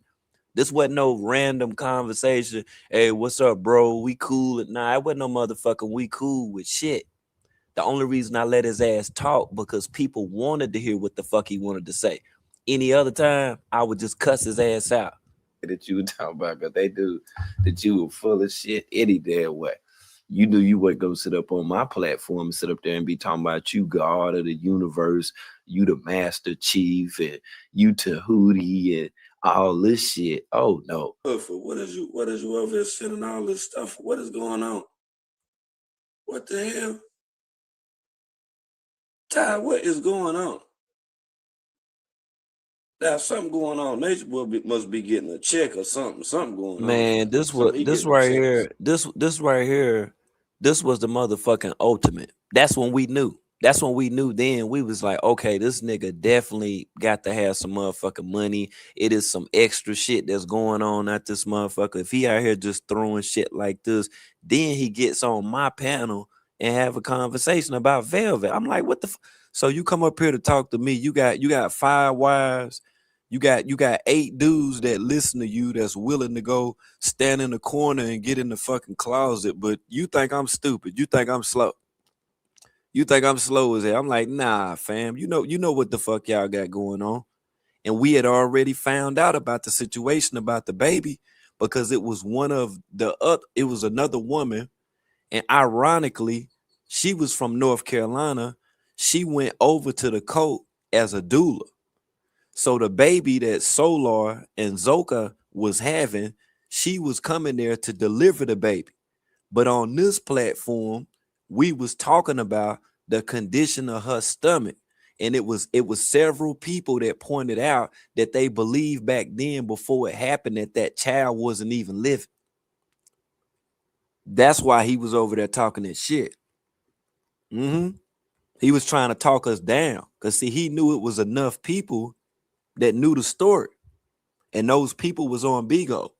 People like Medusa, people like Black Velvet, people like Cola James, the whole motherfucking Lord Self Gang, the Kisses family, ZFG. It was too many people that was over there that knew about the damn story. So anytime that he tried to connect with somebody, his purpose of connecting with them was to try to get them to send them some money. That's what he was doing. And we was shutting that shit down. So he tried to come to my channel to let other people see like, oh, nah. It ain't really like that. We cool or whatever. I'm like, nigga, we not cool. We ain't cool by a motherfucking long shot. And you know that. That nigga was scared than a motherfucker, man. He knew everybody was on that ass and we kept asking questions about that fucking baby. Rest in peace to K Kisses. Shout out to Mama Carla. Shout out to Mama Joe. Shout out to Juicy. Shout out to PY Tootie. Shout out to Ty News. We kept talking about that fucking baby. So this nigga want to try to come over here all calm and shit. Hey, what's up, bro? Hey, what you doing? This. So he made an attempt to create a new narrative. That nigga tried to create a new narrative. Come over there talking about all this stupid ass. I'm like, nah, bro, don't come over here with that slow ass shit. Don't come over here with this shit. You ain't been wanting to talk. Y'all ain't been wanting to tell what the hell really happened with that baby. Why now do you want to talk? Huh? That's what that conversation was about. I'm like, nah, fam. We ain't about to do this. We ain't about to sit up here and have this motherfucking conversation. So with him leaving, I'm like, dude, I don't give a fuck about you leaving. I don't give a fuck about you leaving. So after that conversation, this might have been about Man, probably about 4 or 5 days later, that's when he had dipped and then went back to Georgia. Now, this clip right here, what you're about to see, this is gonna be when he over at BP house. He's sitting up in the crib and they trying to figure out where they gonna go. So Nature Boy basically done told Malia to go to the store. And you know, they done pretty much told her how far it is to walk to the store because he didn't have no motherfucking car then. So he was trying to be cool about the situation because he knew I was in Georgia too. So he trying to keep it cool, like, nah, we bros. I'm like, nah, nigga, fuck that. See, you talked a bunch of shit. You put my name on a motherfucking shooting range target, but you think that we cool. Oh, okay. All right. It's gonna get real. I'm gonna have a Draco. I'm gonna show you it too on IG. I'm gonna go grab a great Draco and a 223. Bitch run up on my house. I know they're gonna find my house You eventually. see? Run up on my house. See what I'm saying? You see why he's saying all that stuff? I got a Draco and all this shit or whatever. See, it's people, like I say, man, that don't really know. That's why I'm explaining it. See, that's why he's saying like all this tough shit. Because, you know, motherfuckers know, you know, his ass was in Georgia and shit or whatever. So the funny part about the situation, and with as much shit as what he was talking, he didn't know that I stayed as close to him as what I did. He didn't know that. So he thought that he was in Georgia. I'm from North Carolina. And he thought that I didn't even know where the fuck I was at. And I'm like, nah, I know exactly where the fuck that you are. I know exactly where you are. And the reason how I knew, because it might have been about 3 or 4, man, possibly 2 or 3 weeks. I fucking got off on the wrong exit. And when I got off on the wrong exit, like I told y'all, I seen True at the gas station. And when I seen him at the gas station, I was like, hold on. I was like, that's True. I was like, what the fuck, True? I was like, hold on, how Nature Boy get here? But the rest of them in Puerto Rico, I was like, how the fuck True ass here? And I told y'all, I said, you know what? I'm gonna follow his motherfucking ass. So I waited at the motherfucking gas station and let his ass pull off. He motherfucking pulled off through the motherfucking light. The light turned red. I ran that bitch and went down the hill, and I ain't see the car no motherfucking where. I was like, where the fuck this nigga go? I was like, man, I know he didn't turn. I know he ain't turn over what the old people played, what the old people stayed. Man, I bust that left. I bust that right back because when I first made that left, it was a dude and his wife. They was in the front yard and he was trying to put the bag on the lawn. You know, if the lawnmower bag get full, I pulled over and shit. So I was like, you good? You okay? He was like, yeah, trying to put this bag back on. I was like, I'll put it on. So when I put the bag on, I put the bag on and shit or whatever. I spoke to him and shit. I did a U-turn because I'm like, all right, I'm about to pull up out of here. I'm like, man, he ain't pulled down here. And something said, man, just go down that street. So I was like, you know what? Fuck it. You know what I'm saying? So I told him, I was like, yeah, I was looking for my cousin. So I went down through the cul-de-sac and I seen the car that True was in, and that was the house. And that's how I knew where he was at. If you want. And that's when he was producing the airsoft pistols and stuff, the airsoft assault rifle, knowing that shit was plastic as fake as fuck. Tap one time. That's it. Hitting you in the legs. Don't hit you in the legs. Oh, and let me add this part too, right? So when you hear me say that's when I knew where he was at, it wasn't like I was going to do something to him. I wanted to know where he was at for the family. And one thing I can say now that all of this is over, the guy, the bald-headed guy that you seen on the news when they first reported on Nature Boy in the arrest, that guy just so happened to be Efru's uncle. That's who that guy is. Okay. He stayed right around the corner from them. He didn't even know that Efru stayed in that cul-de-sac that was down the street from him. That's how crazy all of this shit right here is. So at the time, I'm not going to say which family members I was talking to, but I was letting them know step by step what was happening. And it just so happens when I had hit the live stream and I was on live, Charlie from Bigo is the first person, the first responder that made it to Nature Boy's in them house upon Nature Boy getting arrested. We seen it live. Charlie went over there, and that's when everything took place. I even got that video, streamed it live and everything. I love myself. I love all y'all. Leave me alone. I just want to be left alone. That's all. I want to entertain who I entertain. I want to travel. I want to fuck all these bitches. I want to have plenty of children. I want to live my motherfucking life. Leave me alone, please. Please, please leave me alone. That's all I want to do is fuck these hoes, go party, go travel. You know what I'm saying? Turn up, dance, have a good life. Leave me the fuck alone, bitch. You feel me? Press one if you feel me. Leave me. That's all I'm asking for. Please don't be on no weirdo shit. Leave me the fuck alone. Yes, I'm a weird nigga. I'm a weird nigga, man. Oh, yeah. I need a cameraman. Oh yeah. We're gonna definitely get into how weird that you are and the weird stuff that you was saying. Okay. Because like I say, when Aya name was brought up, you know, he wanted to run. He didn't want to talk about that stuff with Joe. See what I'm saying? He's sitting there talking about a woman that was sending them titties to him and stuff. Aya like, yeah, let me see. Oh yeah, that's good, etc. See, that's what he wanted Velvet to do. He wanted Velvet to be accepting of him wanting to deal with other women. See, she didn't want to do that, so that pretty much was the problem.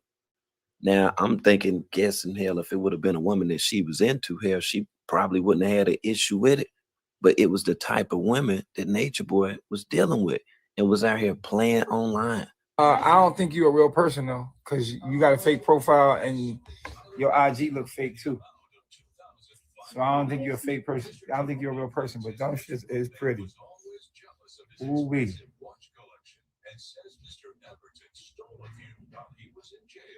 Mr. Everton claims Mr. Taroni hired complete strangers to help him move and says it could have been anyone that stole the watch. Telling you, we off in the trenches right now. This is when 50 was trying to figure it out. Man, this was crazy right here. This was crazy because, like I say, Malia and them had to go to the store, man. They had to walk to the store. 50 told that motherfucker that 50 was like, nah, it's just right up the street. They was like, yo, you want us to go? 50 was like, hell yeah, I ain't walking out over this motherfucker. He was like, nah, fuck that. That's when they ain't had no damn where to go and stuff. They was sitting up waiting. Yeah, they was waiting on the Uber to come. I think they was trying to get away from BP and shit. Then they just was sitting over there chilling for a minute or whatever. You gonna hear them bring it up in the conversation. But they was trying to get to another spot. This dude was homeless with his women. Yeah, his 3 wives and shit, running around Georgia and stuff, trying to find some damn where to stay. Ain't had no money for no motel room and shit.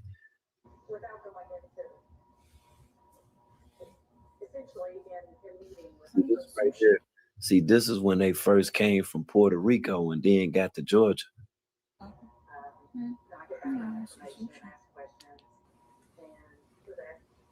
Hold on, you say how long did it take for him to knew that I knew where he was?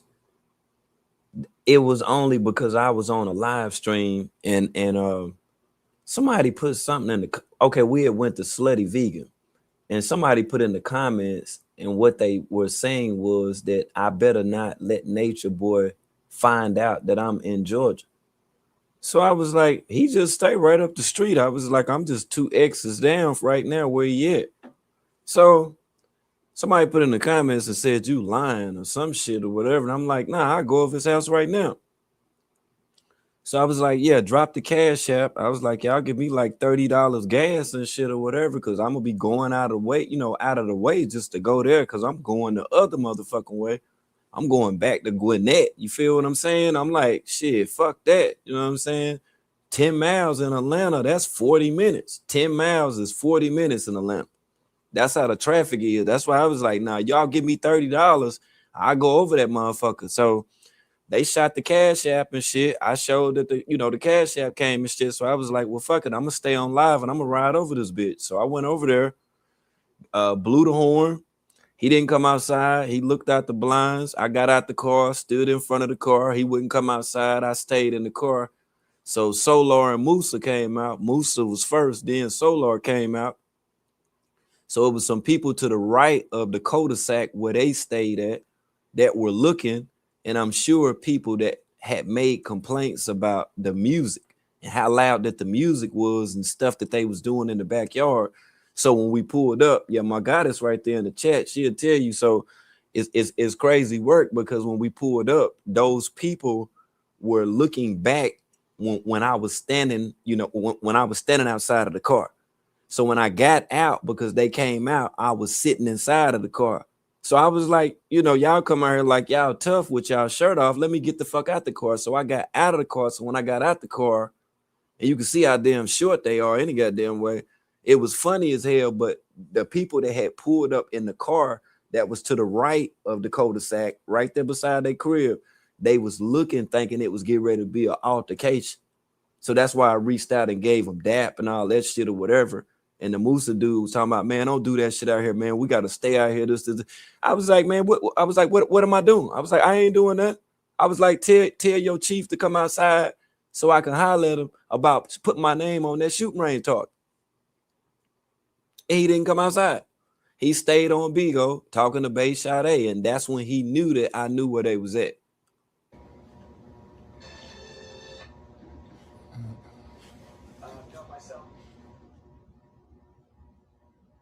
Yeah, I ain't See, finally eat yet. Yeah. see, when they was in different countries and stuff, I couldn't pull up. You see what I'm saying? I couldn't pull up when they was in a different country. So being that, you know, he was in Georgia, he was in the States, I'm like, okay, well, this nigga just right down here. I'm about to go the fuck over here. Yeah, I'm like, fuck it. Since you put my name on the shooting range target, you see what I'm saying? I'm like, yeah, let me get at you. Okay, see, now it's kind of making sense to insane. Okay, so you see now, right, what this is about. So people thought I was just heckling him and trolling him. He got mad at me because I stopped talking about him and I started talking about young Pharaoh. See what I'm saying? You can look all through this page and you can see he got mad at me. I'm like, what kind of weird shit is you into? I don't want to talk about it. You boring. Y'all boring. I'm gonna talk about Pharaoh type shit or whatever. Shit crazy. Look, I took a lot of screenshots so that way when we get the whatchamacallit, we won't have to be looking all through it. Y'all go to the store and get it. How far is it away from you? Oh, you want to go get it and bring it back? I thought you want to sit down and chill. Did y'all want to do that too? We can go like that. I'm about to just kick it over here.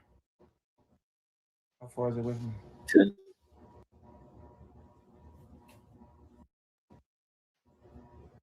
Tell you, he was down bad like a motherfucker. You hear me? We going back in the future. I told you, man. Shout out to the chat once again. If you ain't smashed like already, man, make sure you smash the fuck up out that like button. You hear me? Oh yeah, the archives is archiving right now. So let's take it back before all of the wild stuff start happening in Georgia, and let's just take a listen at what BP told Nature Boy. Yeah, What's up, that shit, BP? yeah, she was trying to go What's up? crazy. Hey, Listen, yeah. listen. These motherfuckers is clip. First of all, you need to tell Malcolm to stop posting everywhere you go. He posting it. I ain't saying he doing it intentionally. You see what I'm saying? It's a whole page on Instagram posting your ad. I knew where the fuck you was at last night because they posting the shit. And you need to watch yourself. If you ain't got no license for that gun, they telling folks to find where you at, call the police, tell them you drunk so they can stop you, and you got a pistol in the car. So move right. You feel what I'm saying? And let me say that too. And see, Malcolm is the dude when Nature Boy first got to Georgia, when he was riding in that slingshot. I think it was green or either black if I ain't mistaken, but they was riding in the slingshot all fast down the street and shit or whatever. That was at his crib. And see, he the one that had made that post and was showing people that Nature Boy was at his crib. That's the same dude that gave Nature Boy them Timbs. I'm saying I got. Oh no, like you can. I got that pistol mine, bro. I got my own pistol. Okay, I'm just saying. Make sure you straight. Make sure you straight. All right, BP. I know you are. Hey, look. Here's the thing, BP. I'm damn near 40 years old, BP. I'm considered your OG. You feel me? Like, and I know you might think of me like, and like just like a. You bro. See, you can't tell Nature Boy shit. No, you can't tell his ass nothing. This was BP trying to warn him. And see, this is what I'm talking about when it come down to Georgia. See, Nature Boy had changed. I'm talking about he stepped it up. He wasn't only smoking blunts, he was doing some other shit too. Because see, this the phase like when he first got there and he turned up all that stuff with the shoe polish on his face and stuff, saying he was the 3 guard and that meow, meow, meow, snapping finger ass shit and all that. He took that shit to a whole nother level. And I'm gonna do a breakdown about all that shit too, and how he pretty much was putting on, you know, for the coat. He was showing, man, he was entertaining the motherfucking coat. And when he entertained the coat, that's how he got locked the fuck up. Nothing. You hear me? She was straight up legit trying to give his ass some advice and shit back then. And you see how he went to the left with it, right? Huh? Bro, you know what I mean? You bro, you big bro. Yeah, like you, and you might, maybe you think I'm a little eccentric, but I'm still a nigga, bro. I'm from the hood, bro. Like, I know my rights. I know in Atlanta, you can ride around with your heat in your car. You don't have to have no license in your, as long as it's in your car or in your house. That's cool. I know that. I'm trying to tell you what these folks trying to do to you. You feel what I'm saying? So just make sure you have your shit right. Oh yeah. That's all I'm saying. We got to get up, nigga. They posted. I'm saying, I've been hitting you up, nigga. We gotta get up. Hey, look, you know I'm in the hood. Look, they could post all they want because I ain't got no problems with no real niggas. You feel me? I ain't got no problem. In Atlanta, they don't take nothing but $100 to knock a nigga head off, though. You feel what I'm saying? If they really wanted to, they would have been got you. I tell you that. I know that. Yeah, really that's what I said. They would have been got you. That's what I said. They would have been got me if they wanted. You feel me? But just move right. You know what I'm saying? You ain't gotta post it.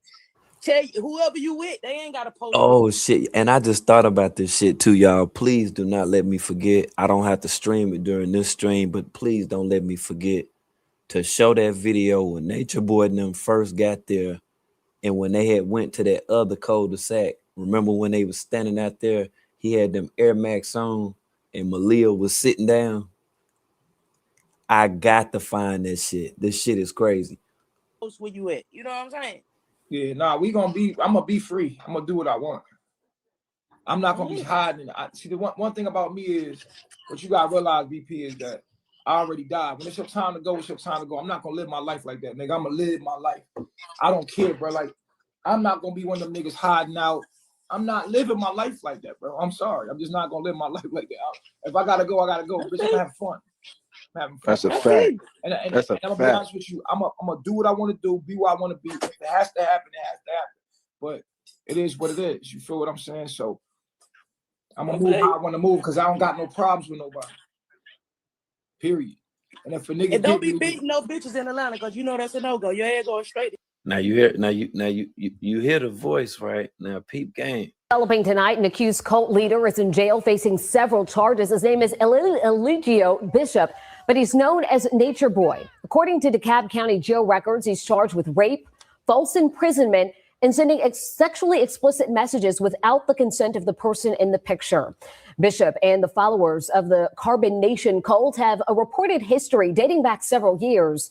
New tonight at 11, a former member is speaking to Paula Suro about the time with the group, and Paula is joining us live from the DeKalb County jail where Bishop is being held right now. Yeah, Jennifer, you know, Erica Carroll tells me she is glad Bishop is behind bars tonight. She tells me she believes that him being in jail is only going to help open the eyes to the current members of Carbonation. What would you call it? A group? A cult? Would you call it a cult? I call it a cult now, yes. Yes, I do. A Facebook post convinced Erica Carroll to move from New York to Honduras in 2006 to embark on a life-changing experience, one where she was told she'd be able to build a new community, eat vegan food, and be in touch with nature. It was just in a place in my life where I was just searching for some spiritual truth.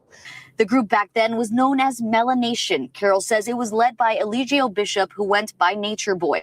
She says all 9 of them were forced to sleep in tents, use restrooms outside, and attend long meetings to, quote, face your demons. It was a lot of verbal and mental abuse. But after 1 year, what got her to leave was when she says she witnessed Bishop hit his girlfriend at the time. He slapped her up and punched her a couple of times, and then he told her to go in the tent and give him oral sex. It's a fact. And That's a I'm gonna be fact. honest with you. I'm gonna do what I want to do, be what I want to be. If it has to happen, it has to happen. But it is what it is. You feel what I'm saying? So I'm gonna move how I want to move because I don't got no problems with nobody. Period. And if a nigga And don't get be me, beating no bitches in Atlanta, because you know that's a no-go. Your head going straight to jail. You would put your hands on that bitch last night. It wouldn't have been no court. You going straight to jail, nigga. I know. Trust me. Not pass. I was nigga. I was almost facing 10 years fucking with my baby mom. All right, and you know the bitch ain't even gotta put charges on you in Atlanta. The cops gonna do that shit. Yeah, I know. So just play, be smart. You know what I'm saying? BP. What's up? Come on, man. What's up? I'm a grown ass man, BP. I'm just giving you advice, sir. You're giving me advice that you probably should know that I know. Okay. Just let you know. You let me know what. I've been in court, I've been in jail, I've been in every jail in every county in Atlanta. I've been in jail in DeKalb, Fulton, Cobb. I've been to Rice. I've been in jail in every motherfucking county in Atlanta, bro. Yeah. Dead ass. Like I don't. Yeah. Facts, insane. Big facts. Big facts. She smacked the phone out my hand and everything. She was acting weird. That's when I knew she had some stuff going on. And her purpose for even going was because of Velvet. And she wanted to see this thing through. She didn't even get to see it through. She wanted to see it through because she was mad about that situation with Yaya. And I legit think that if BP would have got close to Nature Boy, man, I think she was gonna try to hit Nature Boy. Real talk. Cause when I was sitting in the courtroom, you know how the way that opening is, you know how that little opening that wood is in the courtroom and shit. It's like a glass and a barrier of wood, and it's like a chunk the size of the door that's cut out. Boy, it looked like when BP was leaning forth, like she would get ready to try to stick. I'll tell you, boy, it was crazy in that motherfucker, man. She was mad about that shit. Because see, when Yaya was there, when Nature Boy had like the fallout with Yaya, he put his hands on her. And when he put his hands on her, she dipped. And shortly after that, BP left. And she got up with her. And when she got up with her, it was just them out there surviving. They was surviving, trying to get back to the crib. Like it what, you know what I'm saying? And they made it. And BP told me the same way that Ray told me about Nature Boy. BP said when they were leaving, they got robbed. And Ray said it was a time there where they had got robbed. And see, he was the person that was orchestrating the robberies with people that he was cool with over there, calling people, letting them know and stuff. People was leaving. They didn't work out. And see, he was getting them robbed too. See, that's a lot of the shit that they didn't talk about in the documentaries. And that's why I was saying, like, it's a lot of the shit left out. Because he was doing some real sinister ass shit. And just because people didn't want to be there or he had an issue with them being there, it's kind of crazy when they was leaving, trying to go back home, that they was getting robbed. And several people reported that. And I said, damn, 50, boy, you mean with it. Like, just go look up my little criminal record. You'll see that I've been in jail all in Atlanta, all over Atlanta. I've been locked up. You feel me? So I ain't one of these niggas. Feel me? Like, I'm back in Atlanta. Nigga, I was in Atlanta before I left. I was already in Atlanta. You feel me? I had a barbershop out here. So like, some people don't know I was already in Atlanta though. You feel me? You know what I'm saying? They don't know I was already established out here and already was doing my thing out here. And I know mad niggas out here. You feel me? So oh yeah, it just is. Oh yeah. We can get to that part right there too. You know what I'm saying? Matter of fact, yeah, with all of that stuff, you know, with the guys from Atlanta and the whole fucking nine, we're jumping to that too, because you done heard me speak about Nature Boy, that barbershop, the dude who he was, you know, stripping with when they were exotic entertainers. I guess they would call themselves that. So we'll definitely jump into that part. But hold on for 1 second. We got to I want you to hear the rest of this interview. You know, this clip that was uploaded, you know, it was on the news. And shout out to News 11 Live. You know what I'm saying? And like I say, BP was at the trial, man. BP the one that smacked the phone, the shit up out my head. She also threw ice and water and shit on Juju. Them BP was at that motherfucker, boy. She was hot. Do you hear me? He slapped her up and punched her a couple of times, and then he told her to go in the tent and give him oral sex. So that was the breaking point for me. The walking away, she realized, was easier than going back home. I had to check myself into a couple of hospitals and get my mind right. I was seeing spirits. I'm not gonna lie, you know what I'm saying? Like I was going through a lot, and it was all connected to him though. Carol says since leaving in 2000. And yo, let me say this too, and I'm gonna get back to this video. But I'm gonna do another breakdown and then show you what's happened to people that's no longer around Nature Boy or who left the cult. And I'm gonna show you that some crazy stuff been going on. So with what she's saying in reference to seeing spirits, demons, all type of shit attacking her possibly in her sleep, etc., we're gonna get into a full breakdown explanation of that shit right there too, because one of the other members, well, at one given time, a dude that, you know, Nature Boy didn't want to, you know, do battle with, his name was Goku. At the time, his name was Gold and Silver. He's still into the same shit now, trying Tai Chi, a whole bunch of weird stuff. He's another one of them people that thought that he could, you know, just form a damn tribe and, you know, shit like that or whatever. But yeah, he's still out there possibly drinking his own urine and practicing Tai Chi and Teo and all this other weird ass shit, eating mushrooms. He's just still over there in the tropics. And it's like anybody, you know, that got, you know, just a smidgen or a tad bit interested in it, man, if they ain't had a right level of discernment, boy, they got took down through there. And yes, it's been a few people that got took down through there. Okay, so I will do a breakdown on that too. In 2007, the cult, now known as Carbonation, turned more abusive and sexual. She says for some, it wasn't as easy to leave. He has the women fighting each other. He's put his hand on the men. He always said that he wanted like a lot of wives. Like, and see, this is insert the part right here when he had the women fighting the other women, with the insert of Velvet and Malia, the insert then when it came down to Efru jumping on Malia when Neytiri, aka Janae, was there, and Zoka, and how all that shit jumped off. See, it didn't just, you know, start. It wasn't like a climatical, you know, build up like it was a movie or whatever. No, he was doing some sinister stuff that he was never charged for. Okay, he didn't face any of those charges. And the way that he was doing it, getting the women to do that, they simply was parading around him, yeah, like he was the damn Pied Piper.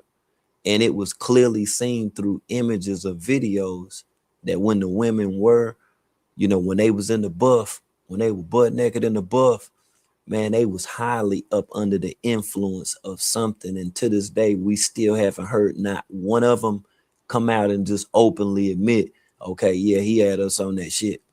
Yeah, he had us on that ayahuasca.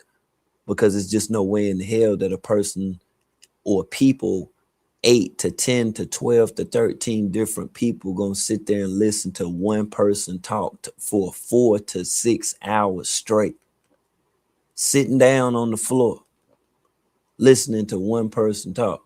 You can't get up, can't move, can't do nothing. You just got to sit there and listen to them.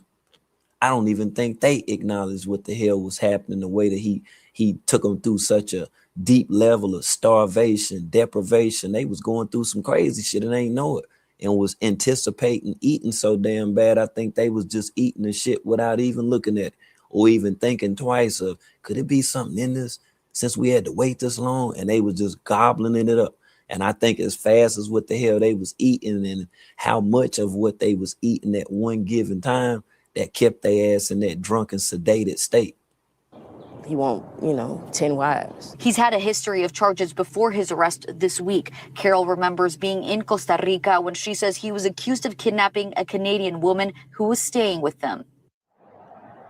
Now, Carol tells me she has been in touch with Bishop since leaving the cult in 2007. She tells me she even had a feeling he was going to get arrested soon and texted him just days ago telling him, hey, yo, shout out to you for real, though. I see you always, sunshine. And that's exactly what it is without even having to say it. And it's crazy because for years, this is what I advocated.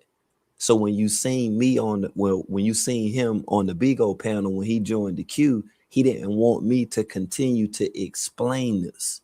See what I'm saying? He didn't want people to know about this stuff. He like, nah, we cool. We bro. Nah, I ain't your fucking bro. I ain't your fucking bro. You up here trying to switch up the damn narrative and shit. Like now you done turned the other leaf and shit or whatever, knowing all of this shit that we know about you and the shit that you've been into and still was into. Your days are numbered. Damn, she had text 50 and told 50 that your days is numbered. You feel what I'm saying? He wasn't even trying to hear that shit. That's what I'm trying to tell you. He was out of order. He was just living reckless. Felt like, you know, he had a couple guns, had an assault rifle, had a handgun, you know, had about 11 to 12 guys that was around him, had multiple wives. He was polygamous. At the home that he was renting from, he felt like that shit that was his too. While staying at the cul-de-sac, while being in Georgia, in the same place where at one time, you That know, shit he was crazy. I'm like, how you think you just untouchable type shit or whatever? Like, bro, stop it. You done said all this, all, and even the stuff that you didn't say, just you pulling out a weapon and shooting it at a damn shooting range target, and then having my damn initials on the shit, saying this for me and all this shit or whatever, bro. The hell is wrong with you? Like that shit was just supposed to cease. I supposed to been like, oh, okay, yeah, he was just nigga, you wasn't joking. What if some weird cult nigga would have took that shit the wrong way? Yeah, and then would have been, yeah, just on some other shit. Man, you fucked around, got somebody fucked up. before that he was Tahuti in the streets, people called him Prada. And you see this guy that he with, right? See, people would have thought, you know, on the surface that, you know, he was just a satisfied paying customer, you know, going to the spot, nature boy cutting his hair. See, this is before the barbershop, before he got the barbershop from the guy that he was in a relationship with, the pastor of a church. And you've heard us speak about ruthless and possibly how that script even came about through just the pastor himself talking about the relationship that he had with this guy. And I've yet to do a deep dive just on the ruthless set, just the whole damn show itself, and the irony with this guy and him actually starting a cult after leaving that guy in a relationship. Cause in 2023, him and dude, yo, they was together a lot. You see, he got the Knicks hat on, but he was stationed in Texas. I don't know, you know, what part that he stayed in or whatever. But since then, man, he done went off the grid. There hasn't been anything said. There hasn't been nothing heard from this dude or anything. But the person that we know is Nature Boy. You will see him on various photos. See what I'm saying? Him and dude, they were together a lot. And with them taking these selfies up in the spot, they were adult entertainers. That's what the hell that they were, hanging out. Now this is a Already, shout out to you, Faith. I see you definitely made it up in the building, man. I appreciate you coming through, yo, for real. picture of that same guy being kissed by a dude on the cheeks. You see this shit right here? This is the most ziggliest shit right here. He posted this photo. He posted this shit to his page. So he was cool with being viewed as a ziggly pop. And the dude with the damn sleeveless motherfucking stonewashed jacket and shit on this shit, right?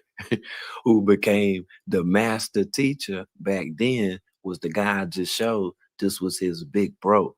And you can only imagine what his big bro was doing to him and stuff. They already adult entertainers and shit. That's why I was like, damn, when dude fell off the grid, I'm like, dude, I ain't even get a chance to talk to you. Oh, and let me say this too, Mo.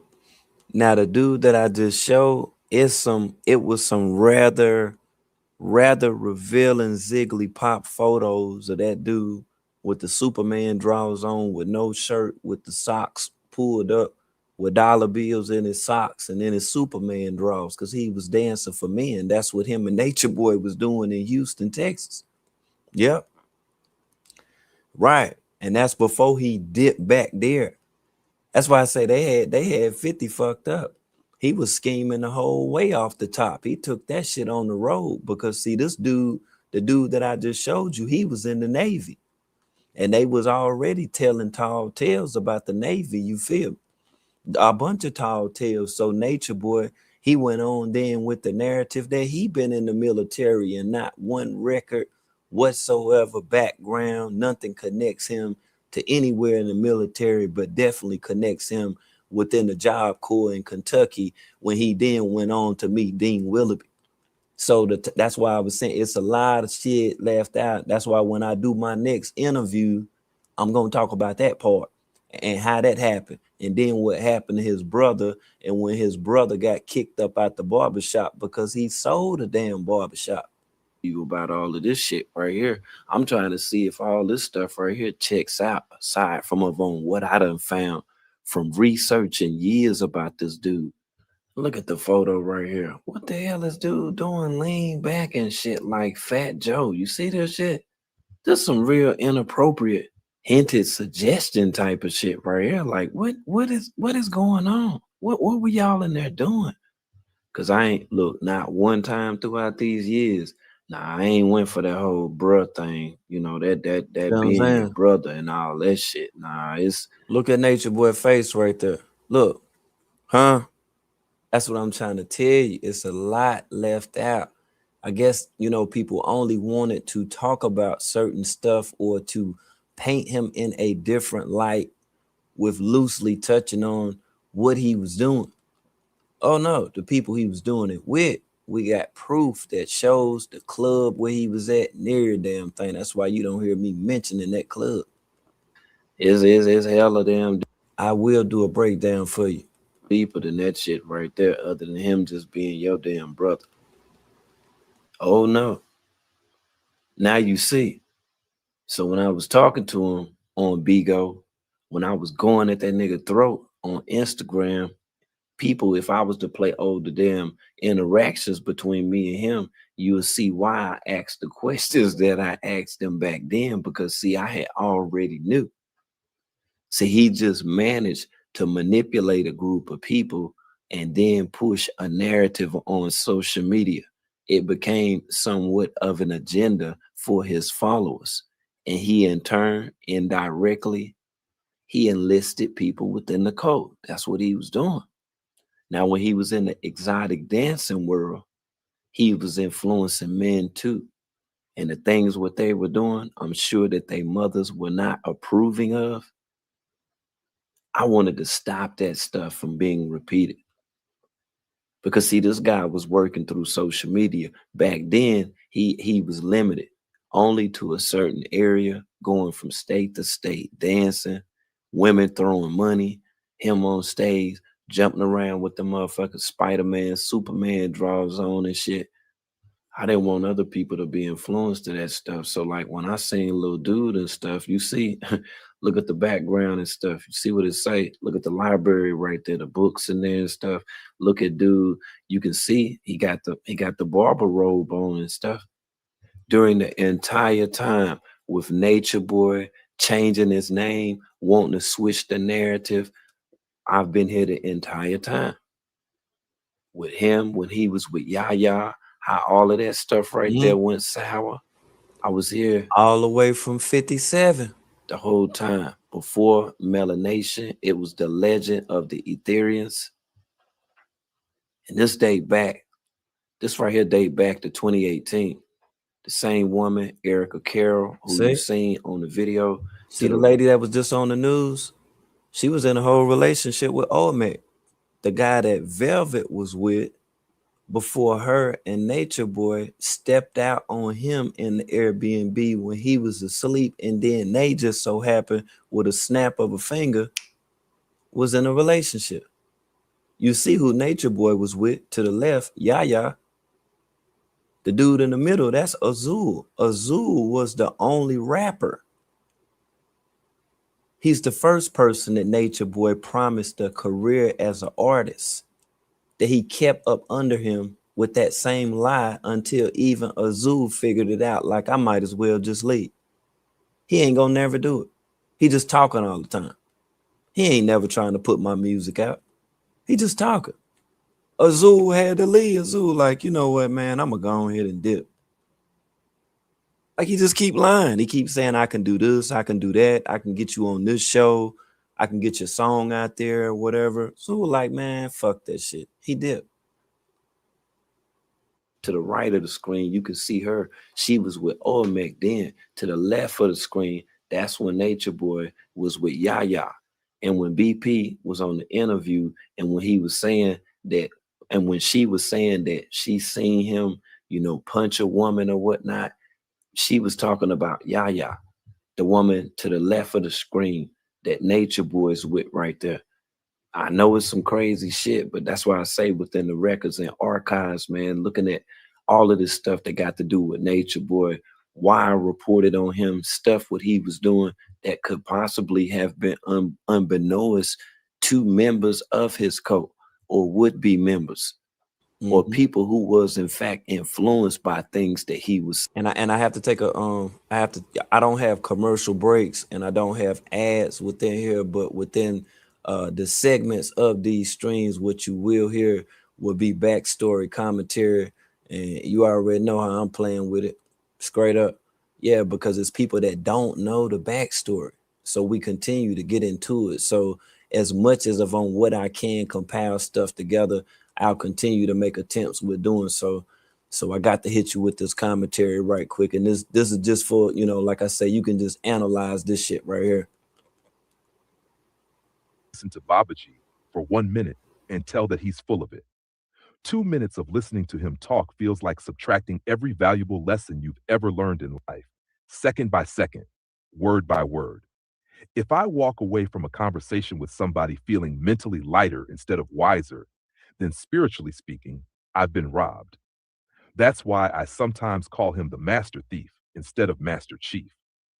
Not because he's some criminal mastermind pulling off elaborate heists, but because his entire existence revolves around stealing ideas, identities, styles, philosophies, and vulnerable people's belief systems. Truthfully, on a scale from 1 to 10, he's barely a 2 as a thief, in my opinion, a petty thief at best. He's not running into banks with ski masks and assault rifles trying to survive. Nah, this is a different type of theft. This is the type of man who would rather sit cross-legged with his thumb in his mouth scrolling through tarot sites and astrology forums than ever open something practical like Indeed.com. The illusion of importance became his full-time occupation. The ironic part about calling himself a master teacher is that he doesn't actually master teach anything. A person who teaches should leave people clearer mentally, stronger emotionally, or more grounded spiritually. But every time you listen to him long enough, it feels like getting trapped inside a maze built entirely from run-on sentences, recycled spiritual buzzwords, broken analogies, and pseudo-intellectual jargon stitched together like a thrift store philosophy quilt. He hasn't even mastered himself. That's the wildest part. Still, somehow, 3 out of 50 women will fall for his bargain bin tantric astrology wordplay, mixed with fake cosmic confidence and social media theatrics. Weirdest thing I've witnessed in my life. A grown man performing what looks like spiritually confused slam poetry, while women in the comments type heart emojis like he's unlocked the secrets of the universe. And when you really study him closely, you begin noticing something else. Almost everything about his delivery was borrowed, stolen, repurposed. The master thief stole styles, sayings, aesthetics, philosophies, tones of speech, and entire ways of presenting information from other men online. One of the biggest examples being Master of Earth. Anybody who remembers Master of Earth remembers how sharp he was. Calm delivery, structured points, strong presence. Even when people disagreed with him, you could tell he had actually studied material deeply. His YouTube channel still exists to this day, frozen in time like some abandoned digital temple, with the last upload. Oh, and let me go ahead and show you who that is too, because I know you just heard the name. Because Nature Boy actually jacked somebody's style, and that was another, you know, reason to confront him because of who this brother was, and as long as what this brother was teaching. Nature Boy at the time, when this brother went missing, is when Nature Boy came around, and he was never seen again, which is wild. And his name is Master of Earth, and this is Master of Earth. That was his page. That's what he advocated, and no one ever seen from him again. And a lot of Master of Earth's videos that you will hear, or you may even run across, or you might have just seen them while scrolling, you probably was like, hold on, is that Nature? Nah, that's Master of Earth. And Nature Boy stole his style. because he wasn't even dressing or moving the way that he was moving until he seen Master Earth videos. Because when Nature Boy first came out, it was him and Pharaoh on the Sinetta show. And I can show you through receipts, in just a second, but I'll show you through receipts and, let you see how he was dressing and what he looked like. But then he took on Master Earth style, trying to do the exact same stuff, going into the grocery stores, trying to tell people what to eat, what had this and that inside of the food, just all of the stuff what Master Earth was doing. Because he literally would just be walking down the street or standing out in the field talking about some shit. But everything that Master Earth was talking about, it really, gave deep thought. Everything that he talked about. And people just think that it's just a Nature Boy thing. Nah, it's a Master Earth thing. This who he was trying to be like. You see the amount of views on his videos? This who he was trying to be, Master of Earth. It's crazy work, because from the date of the screenshot now, it may even possibly be going on 10 years, which the amount of time that I've been reporting. And you're exactly right. Yes, a copycat. That's another thing that was mentioned within the commentary that we was just listening to, in reference to him actually being a master thief. See what I'm saying? When he kept saying that he was Master Chief, he was really saying, okay, I'm master of let me see. Oh, okay, I'm gonna just say chief. But no, it's Master of Earth. It's Mo. This is the person who's dropping that shit. This Mo right here, Master of Earth. This is the person that when you seen on the internet, I'm gonna say around 2002. Let me see. Hold on. Let me get an accurate timeline. Hold on. Let me get an accurate timeline. Like 2003, 2004. Master Earth. This is the only person that was on the internet before anybody was saying anything about being conscious. He was the only person that was making these type of videos. Other people, yeah, they was doing lectures and stuff and recording shit. You could play with the VHS recorder and shit or whatever, but Master Earth was making his own fucking videos. And Nature Boy, he created a whole channel mimicking the work of Master of Earth. And that's why we feel some kind of way, like, hold on, man, you ain't dude, man. You out here playing like you dude and shit or whatever. Now you got people following you and shit. And like I say, I tripped out over it because one of my damn, people that was in the Facebook group that I was in, a Facebook friend or whatever, a woman that used to post all the time. That's the woman that Rambo married, who named Serenity. And I told her back then, I'm like, man, this shit crazy. Like, how the fuck you gonna be in a damn coat? Y'all done got beat up on a van, your ass in jail. We usually see your posts on Facebook like every motherfucking day. Now your ass in a jail with a phone talking about y'all need help. Y'all in Costa Rica, some shit about Babylon and all this other shit. We sitting back looking at this shit like, hold on. Who the fuck is this dude? Then that's when we seen Olmec with his damn eye hanging out and shit. I just was like, wait a minute. I was like, this shit crazy, right? I was like, wait. I was like, yo, that's the same girl that be on Facebook. And her name back then was the Crazy Curly Cool Girl or some shit like that. I was like, man, ain't no way in the hell, man. I was like, man, ain't no way, man. This shit crazy. I'm literally looking at my phone like this the same person that be making all these posts and shit all fucking day. She'll be making posts and shit about natural hair and talking about shea butter and all type of shit, incense, just a whole bunch of shit, man. She was talking about. And you couldn't help but see it because she one of the people that was in the group. So people that's in the group, they was just posting stuff. So, I'm in there posting awareness and shit. You know what I'm saying? Posting about the Holy Prophet Noble Drew Ali and shit or whatever. The first now borns, all type of shit like that. Shit about the Nation of Islam, Nation of Gods and Earth, shit like that or whatever. She just was one of the people. So to see that she was with that dude that was on the Sinetta show with young Pharaoh, it was like, whoa. What the fuck going on?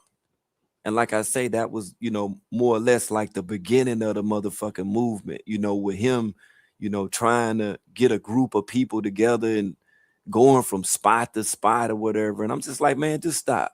And then y'all might have heard me talk about the other lady that was in Melanation that was in Coming to America Part 2. Okay, let me show you her. This is the lady that was a part of Melanation, and when she was in Melanation, her name was Jaja. And Jaja was there when BP was there. And see, this is a photo from Coming to America Part 2. You see with Rick Ross. And it's crazy work because it's like after she, even, did this stuff with Coming to America, she was staying in her car. Exactly. Let me show you her Facebook account.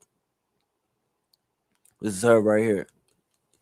And she was in Coming to America Part 2. And she also was with Nature Boy in Melanation, just like how people tripped out about seeing Fania from Baddies, and her with that connection with, Carbonation and Nature Boy. That's why I say it's deeper than what people think. You say I got to pull up that cut, bro. You got to pull up that cut away. Pull what away? Say he destroyed so many people. Yeah, that's why I say like it's a lot of industry related, industry centric stuff that was going on. I've heard people even, hint at stuff as much as, like Baddies and saying, well, is it possible that they would have something to do with this or that? Shit, I wouldn't doubt it. I wouldn't doubt it just because of by way of people like Jason Lee, because see, he was on Bigo and he was connected in the same circle of people that Nature Boy was in, and got receipts from when they first went to Bigo, what the deal was going to be about and everything. Who were you before discovering Carbonation? Oh yeah, I ain't even gonna run that because that was through my little interview that I did a little earlier, just going through a few receipts or whatnot. And y'all ain't even tell me either, man. Drop it in the comments and let me know, man. What did y'all think about the interview? Was the interview decent? Because I ain't had no clips and stuff up in there or whatever. It just was a straight interview. Yeah, just, just a little snippet of the joint or whatever. You know what I'm saying? Say, so some of them did become famous. Wonder what they had to do. That part. But even with her fame, she then was living in a car. You say he's talking about Family Guy cut? Family Guy? Yeah, I don't know what that is. You liked it? Okay, that's what's up. Yeah, like I say, I'm once I complete, what I'm saying, the interviews and shit or whatever, I definitely, will be posting those joints too, just to give y'all like more of the background. And I will have the receipts in the interview too. That was just my first time conducting an interview of myself. So, I'll go more in depth next time. I just wanted to be able to hit like a lot of different areas that wasn't touched in the documentaries relating to Nature Boy, and then showing y'all people that was connected to him and that was helping him move the way that he was moving out here. And that's what I was telling y'all a little earlier when people were seeing the engagement between me and him and what he was trying to do. See, he didn't have us tricked. He would have hoped to have tricked us. Yeah, that was the thing. He would have hoped to. You feel what I'm saying? Nah, he ain't get off. He tried though, but he ain't get off. He ain't get off at all. And then, like I say, man, as crazy as what all of this shit is, man, I'm thinking now he probably in his cell, man, and he pissed off because he's not able to profit off of, all of the stuff that's going on right now. He can't do nothing but scroll on his phone, man, and see people talking about his shit. He can't even make no bread off of. Yeah, I think 50 up in there sad as a motherfucker right now. Yeah, I think he's sad as hell, yo. Yeah. He probably in that motherfucker like, man, I can't even believe this shit, man. Yeah, they done set me up on some bullshit, number one, but now I can't even make no damn money. Yeah, just got him extra fucked up on a whole nother damn level. I know he's sick. He got to be motherfucking sick up in that motherfucker, boy. He probably had big dreams. He probably had big dreams for that shit too. He probably was thinking like, yeah, I done motherfucker made it. Oh, and then too, y'all, I actually caught Janae the other night. Cause Janae, she don't went on another show and stuff or whatever. She don't went on like a podcast or whatever. Yeah, she up talking on the podcast, man. Her and Benzan and stuff. They took her to a podcast or whatever. But that podcast to me is outdated. It looked like it may even be like a week old or some shit or whatever. But yeah, we had a build on that whole situation last night with Janae because now she's even talking about finding love. Yeah, I'm like, damn, what the hell? Oh, I'm back on your recommendations. That's what's up. You say out of nowhere you thought about Nature Boy. Wonder what he was doing. Okay, that's what's up right there, Tiff. I see you. Yeah, I appreciate you. You doing dating right now, huh? Like this is crazy work. Wasting time. Gotta be a waste of time, and that lets you know too that Solar he ain't. I guess he ain't coming through. All of the stuff that she expected, what she wanted in a relationship, that just didn't pan through. It didn't pan out. It didn't pan out as much as she wanted this, and you know how bad she wanted this. She wanted it pretty bad. Yeah, she did. She did. Damn, Nate, listen to her like certain situations because of my own traumas, because of my own trust issues. I don't be trusting like that sometimes because I've learned I was so trusting in the past, and that made me very naive and gullible. So now I'm working on my own trust. You're Capricorn, right? Hell yeah. No, heaven yeah. That's a karmic sign, but I respect. Love y'all. Well, good, lol. Yeah, man. It's a karmic sign. We will do us wrong and we don't have to do nothing, man. Saturn saw me cry. Saturn coming for that ass. I am not playing.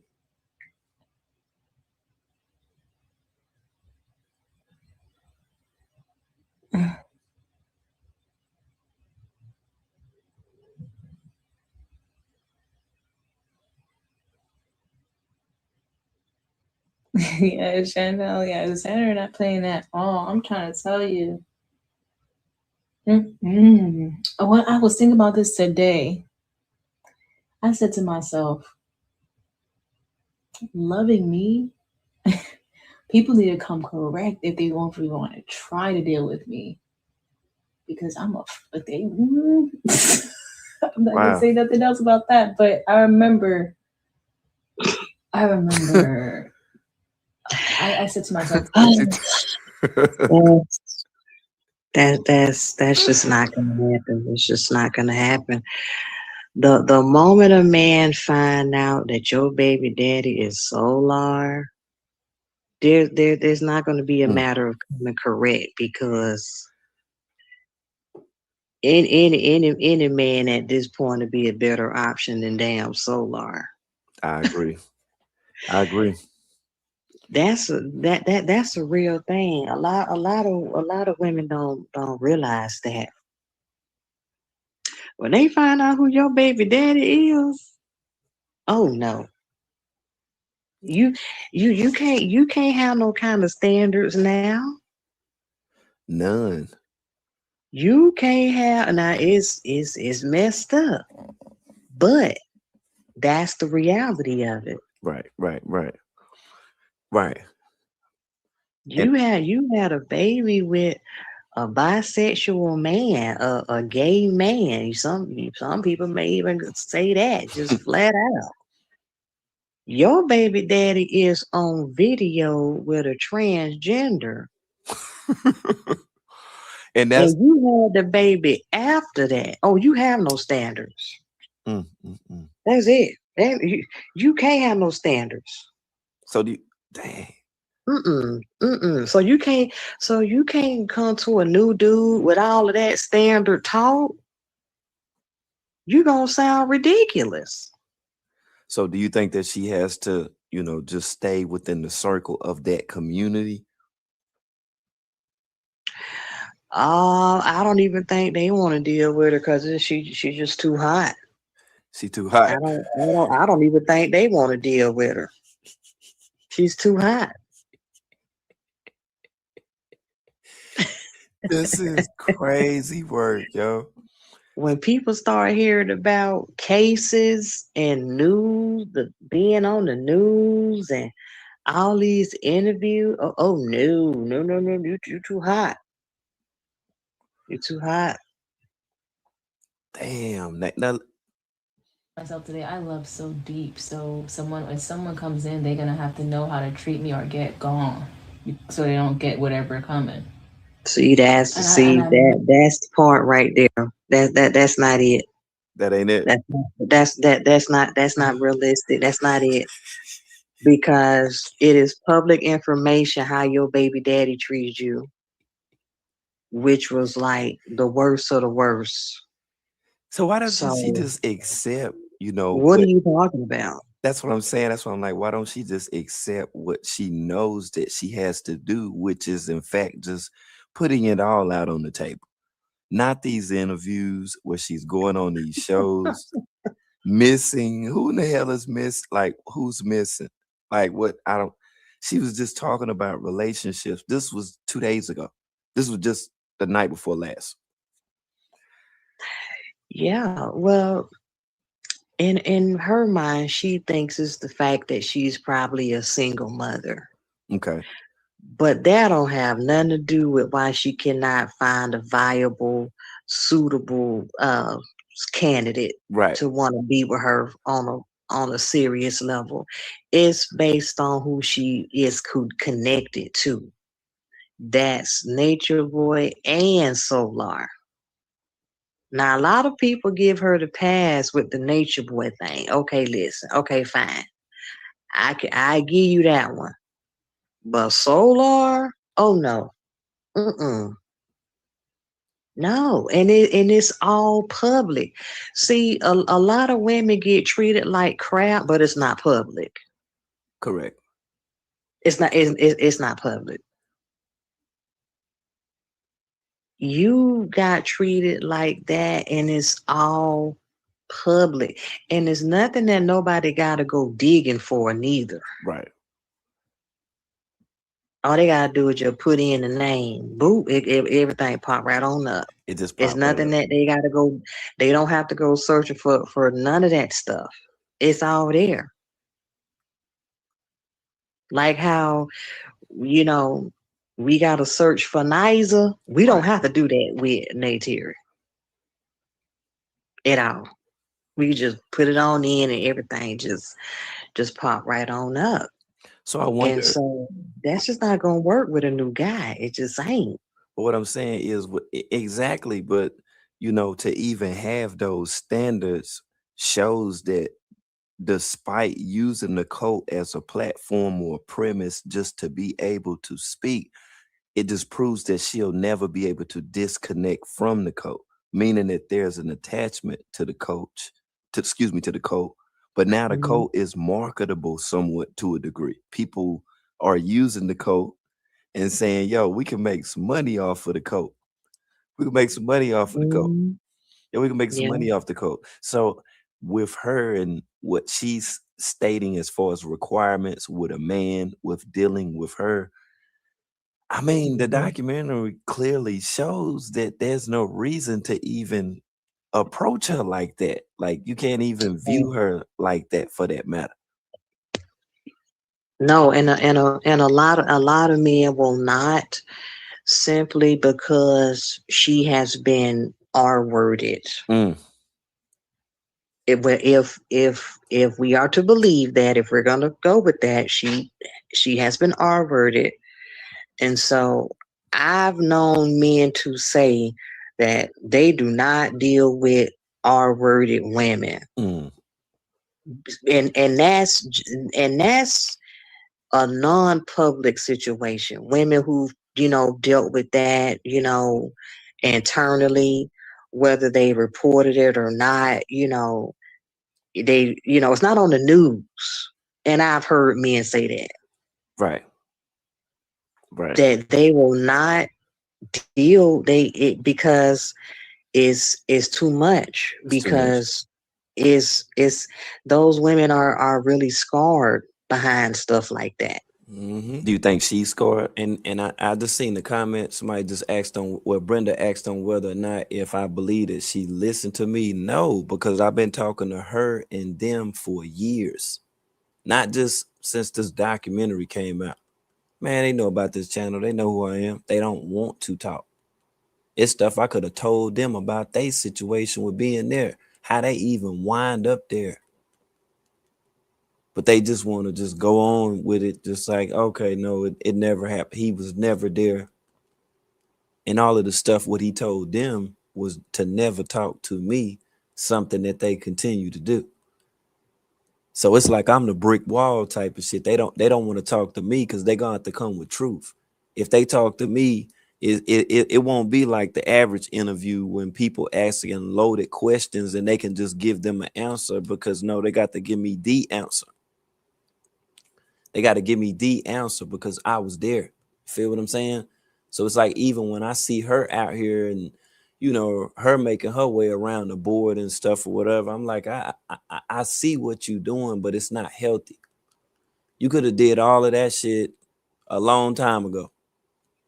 You could have been done with and grace panels and all that stuff, man, a long time ago. You doing it now, like, you know, just because of the documentary dropped or whatever. And I'm just like, I feel you, but you and Ben Zan, man, y'all making a world tour out here, man. Like, it ain't shit now. Shit, y'all out here with it. This shit done took the cake. Like, I don't know what the hell is going on. But look how they look how Ben Zan looking at Nene though. Look at all of the other one trying to peek through the bottom of his glasses. They all looking at her like that, smiling. I can see him smiling behind the microphone. Mm-hmm.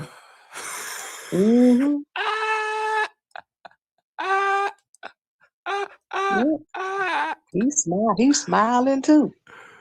This nigga been saying, boy. This nigga been saying in that motherfucker, man. Been saying in that Well, maybe motherfucker. that could be the next play, because none of these guys is American, right? Ben Zan not American. Maybe she might really go international with this thing, you know? This shit is wild, man. Let me see what the opening was. Wait a minute, let me see. Is these British dudes? I want to hear. And this what it's off of too. You know what I'm saying? The code of nature, boy. Wait a minute. Oh no, let me see a Shaka. Wait a minute. Man, hey yo, Shaka, we actually having like somewhat of a listening party, a watching party and shit right now. If you want to join, man, it's about the code of nature, boy.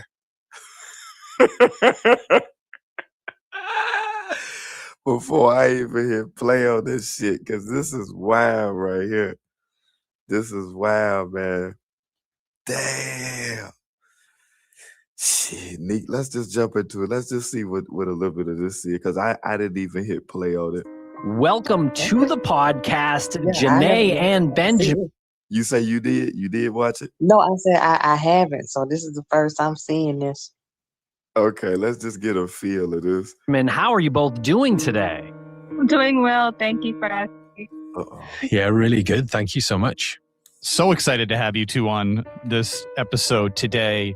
And Tim and I have interviewed, I don't even know how many people we've interviewed during our careers as podcasters, but it's in the hundreds. It's definitely in the hundreds. And there's like a handful that make me nervous before, and it's like this nervous anxiety. And I have this nervous anxiety right now because what the two of you have done is remarkable. And the work that you produced is remarkable on this. And your journeys have been incredible to I watch and be a part of, like in a secondary way. Some people don't know who you are. If you want to start with an introduction, whoever wants to go first, you can go reverse alphabetical order or however you want to do this.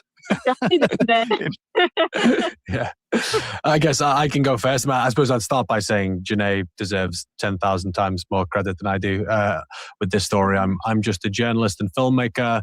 My name is Benjamin Zand. I make documentaries about a kind of a range of things. I'm actually from the UK, but kind of weirdly came into contact with Nature Boy about probably 9 years ago, and who is the center of the story. And I kind of Now that right there, when he said that he weirdly came in contact with him, let's keep in mind that Golden Boy, Ray, I know you hollering right now. I told you. Boy, I know you hollering right now. That's why I say, boy, I'm gonna open up a whole new chamber, boy. Like, this is crazy. I'm like, how's she gonna get on there with Benz and them talking about Benz and story and what Benz and doing, like Benz and a cult member? I'm like, what's going on? Yes, y'all, this shit is real. It's so real. I done had to make a backup channel. Hold on. Yeah, I'm just starting another channel. We're gonna see if we can't go up with this one like Gunna.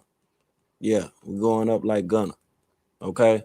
So definitely tap in with me over there and shit or whatever. Hold on, let me drop my link if you not subscribed already, man. Yeah, tap in with me over there. Hit that subscription button for real. Yeah, we going up. We got to go up. We're going all the way up. Yeah, that's why I'm gonna be dropping them interviews at over that motherfucker. Yeah, it's a lot more that's in store. Trust and believe me, we're gonna bust it all the way down. Yeah, we're gonna get into the cult ritualism. We're gonna get into all that shit right there. Just because I know that they want to know about it. And being that they want to know about it, we're gonna have to go ahead and drop that shit. You hear me? Golden Boy is from Canada, just like he is. They from the same spot. So it's kind of weird with him even saying the UK and how he came into play with Nature Boy, because Golden Boy was on the Hulu documentary too. And the Yeah. situation with Kayla Reed. Right. kind of first came across him because I was a journalist for the BBC at that point. I made kind of like gonzo documentaries where I'd go to a place and spend time with people. And I was heading to Central America, and I decided to go to Costa Rica because it looked really beautiful. And in the course of kind of researching, I think I went typed to Costa Rica because when Nature Boy and them got locked up, and when Golden Boy was the only one that got released because his passport, it was still legit. Everyone else's passport, I guess it had expired. I think they had like the temporary 6-month visa. And when Golden Boy got away from the jail, he went live. And I think then that's when, the contact came about. And then he told his story about Nature Boy. That's what I think anyway. But, I'm going to let Ben Zen explain. Typed in kind of like Costa Rica commune or Costa Rica cult, and then an article came up about melanation, which is what it was called at that point. And then I think crazily enough, I think I just sent a message to Nature Boy, Eligio Bishop, and he immediately replied, and it started a very unusual relationship. And then me and Janae met many years later. Okay, well, I'm glad we met many years later. Yo, what the hell? Unusual relationship. And then me and Janae met many years later.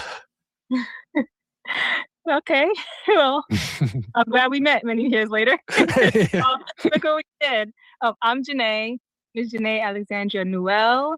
I am a singer, songwriter, artist, wellness advocate, sound healer, the works. And I just came in contact with Nature Boy probably around like 2017, 2018, was a fringe member, which is basically a member who's not a part of the Carbonation cult physically, but in the dwellings of their own home or wherever they're at, they're a member. And I came into the cult physically in 2020, and I was the one who placed charges on Eligio Bishop for whatever bad things he's done, which we'll get into this podcast, I'm sure. And Benjamin, I'm just curious, what was it in your email that you think, or were you told, stood out to Bishop that made him reply so quickly? I mean, to be honest, no one knew who he was at that point, really. He wasn't like kind of extremely famous. He basically had like a reasonable following, a kind of core group of... So Ben Zan think that Nature Boy is extremely famous. He think Nature Boy extremely famous. Well, that's how it got over time, but he was able to get in on the ground floor. before it got to that point. Wow. Wow. Okay. Of followers online, but it wasn't like he was kind of world famous and kind of all the media was paying attention to him. It was a really kind of, I suppose, specific reason that I was looking at Costa Rica as a. I'm glad somebody said something about it, because see, she been smiling the whole time. All of them been smiling the whole time. All of them been smiling like, yeah, I'm famous. Look at me. I was a part of the cult. See, it was never anyone's intentions for y'all to be famous. The intent was for y'all to get the hell away from him. That's what it was about. The intent was so that you all could reconnect with your families and you all could live a normal life, not continue on the internet and keep doing videos and going live and talking about you're going to delete all the stuff off your page and then doing interviews with Ben Zan and y'all sitting up there acting like y'all don't know who them people is and y'all done been talking to them and then that man done sit up there and said, okay, we're about to just go live with this now. So we'll just start like that. Man, go ahead, man. That's kind of weird. That's kind of weird for real. You know, the first thing you should have been talking about is your book, and you know, you wrote a book. You feel what I'm saying? And you know, about your experience or whatever, but the story has been told. The story done been told already.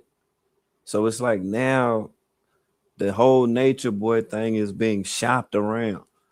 Excuse me, it's been shopped around and stuff. So the documentary ain't do too good. So Ben Zan done had to go on the back end with this thing. Now they doing a Tribe Called Quest award tour. Yeah, this is a award tour. That's what they doing. They going from spot to spot with the mic in their hand. London, England, Tokyo, China, Japan. Yeah, that's what Q-Tip was saying. Dun, dun, dun, dun, dun, dun, dun, dun. That Q-Tip and them were going everywhere. Five Dog, Ali Shaheed, Muhammad, they was everywhere going crazy. Boy, they Tribe coming. They Tribe would get booked everywhere when niggas was beefing and looking crazy. And yeah, razors in their mouth and shit and all this shit. Tribe then was getting booked. They were performing for white dudes and stuff. Yeah, they were going crazy. They still a crowd favorite to this day, man. Yeah, still a damn crowd favorite. Yeah, but that's how the cult were doing though.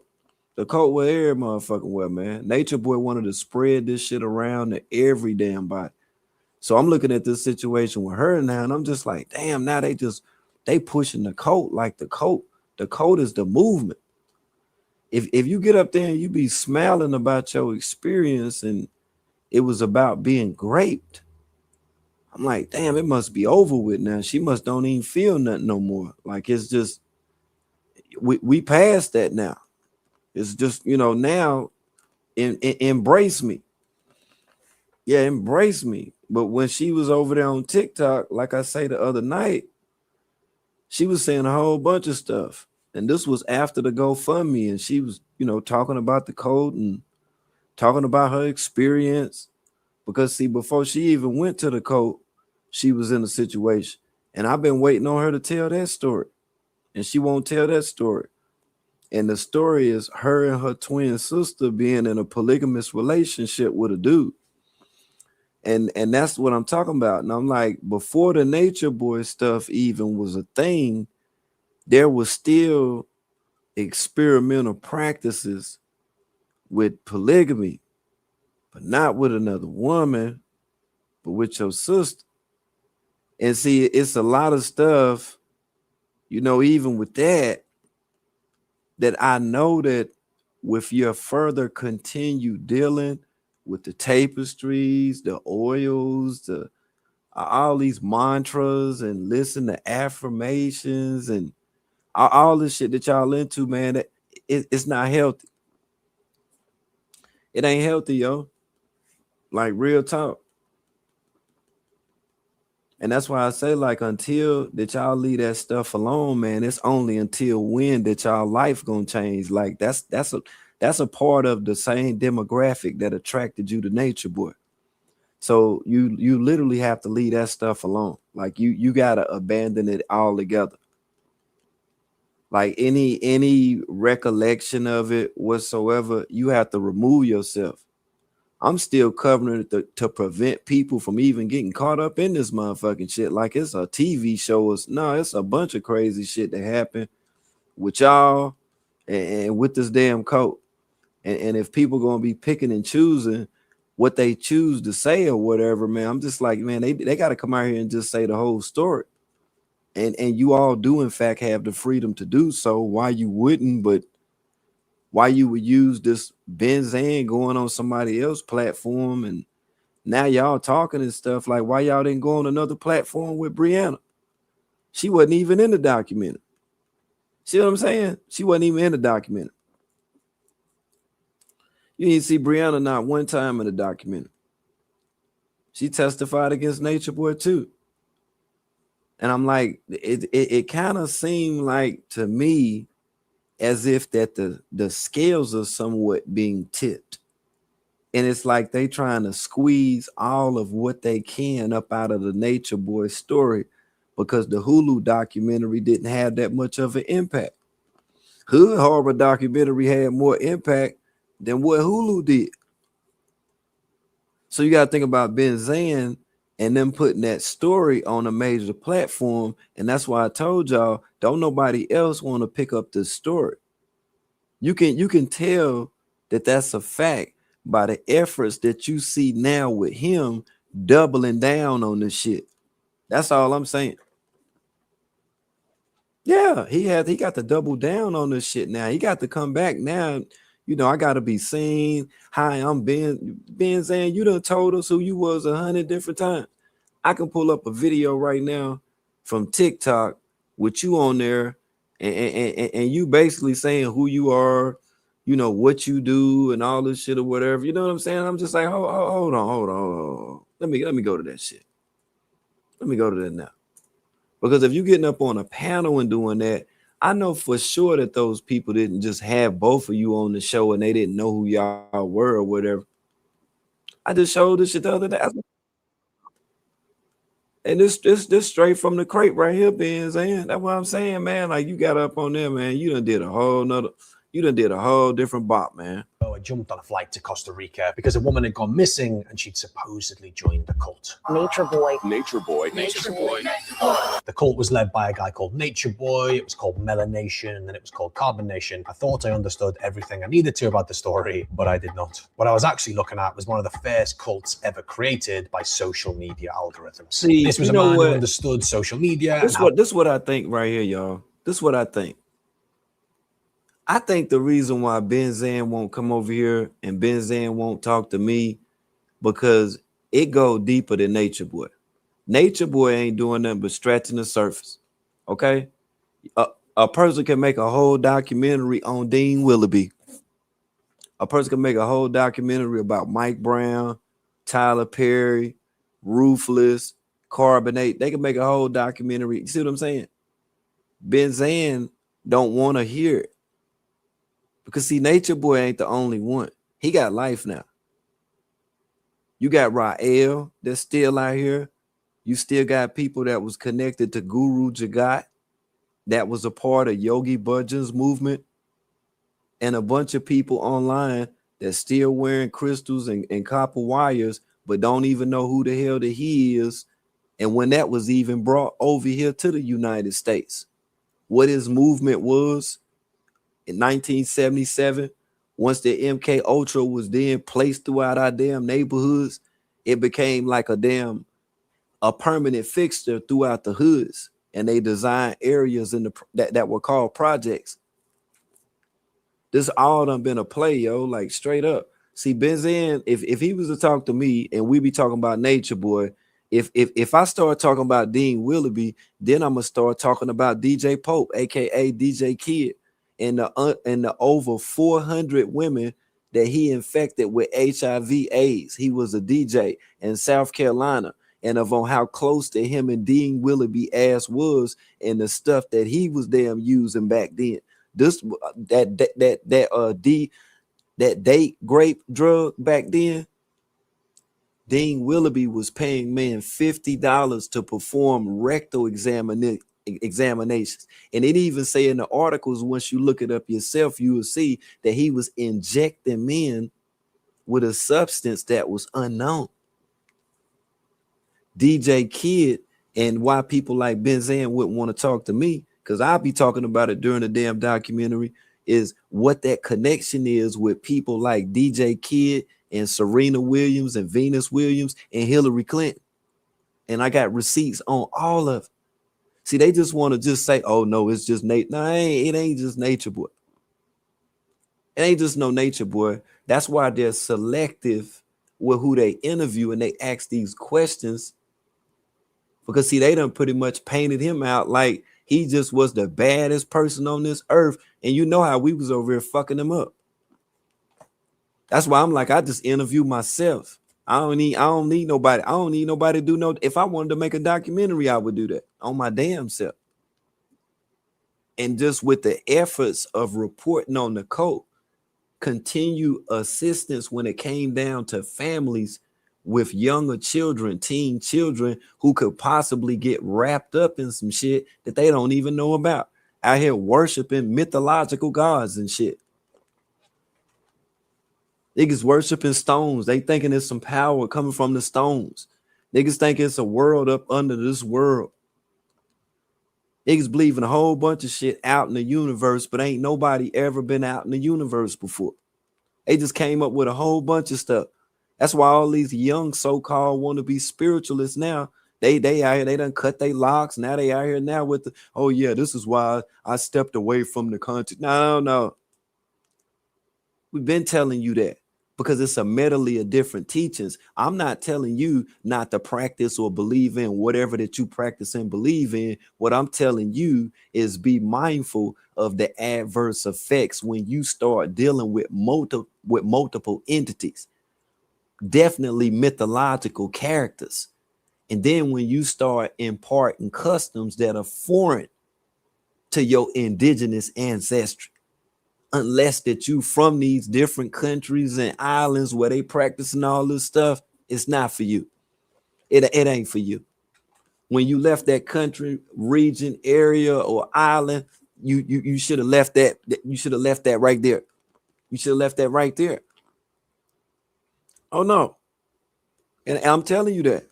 Yeah, because see, this is a different stratosphere, ionosphere, exosphere, and ionosphere. So if we start dealing with this, looking at it on a spiritual plane, shit, on them islands, y'all don't even really rock with dogs like that. And dogs can hear spirits. Cats can only see the spirits. Okay. So yeah. Okay. Let me stop. Because like I say, this ain't the knowledge channel, but you will hear me do some bills every now and then. But yeah, that's why it's like that. That's why it's like that. That's why Benzan don't want to talk. That's why Benzan don't want to build. Benzan want one of them loaded conversations, and I ain't having no loaded conversation at all. Now we're gonna talk. Let's talk. Kind of, I suppose, filmmaker who makes films in the US and the UK. So I think he kind of was enticed by the BBC because it's a kind of international media organization. And I think I messaged him on Instagram. No. See, that's the thing. Before you even messaged him on Instagram, Golden Boy was already en route to go and be a part of the cult. When Nature Boy then was in Belize. Yeah, go look. Nature Boy, let me tell you, before Nature Boy had moved again and went to damn Honduras. Okay. So that's how Ben knew to play anyway about Nature Boy. And I legit feel like Golden Boy's whole experience in melanation was to get information to get a Ben. That's what I think. And I think that shit went sour. And when that shit happened on the van and when they wouldn't get off the van, I bet you Golden Boy had started recording right then and there. Yeah. When the security guards, when they got on that bus, they didn't, hey, look, Golden Boy got off that bus without a scar. And the reason why Alex Raposo did, because he was a white dude. They didn't do nothing to them white dudes. They didn't do nothing to them. And it just so happened that Golden Boy had his passport and they all was there and had temporary visas that had expired. And the reason why they got pulled over on that van, because Nature Boy didn't have no insurance on the van, and the person that gave him the van is the person where the first woman I interviewed named Ray went to after she left Nature Boy, and his name is Phoenix. Phoenix gave Nature Boy that van, and Nature Boy didn't pay for the insurance on that van, and that's why they got pulled over. So for him to sit here and make it seem like, oh, okay, yeah, I sent him a text message and all. No, that's when the chain of events happened. I can show you the video when Golden Boy ass was on there and was basically saying, man, I ain't got nothing to do with it. I don't know what happened. Whoop-de-whoop. No, he already knew, because if he would not have already knew, that wouldn't explain why Golden Boy is in the first BBC document. That was after he left Nature Boy. He didn't leave the cult of nature. He didn't leave Nature Boy's melanation and go home. He left and then went some damn where else. And then that's where Ben Zen showed up and then interviewed. You can even look at the data. I'm telling you. So to see him in Hulu's documentary, that's just confirmation with back then, even when the white girl Kayla Reed was over there, he was getting information then. Because let them tell it, Kayla Reed family was looking for her and she was missing and they was going crazy, but we never seen anything on the news or any of that stuff. We ain't never seen nothing about that. I looked all through the Canadian news and everything, all that shit. It wasn't nothing about that shit. It was only through BBC. It was only through BBC, through the UK, from where he from. That's where the news was at.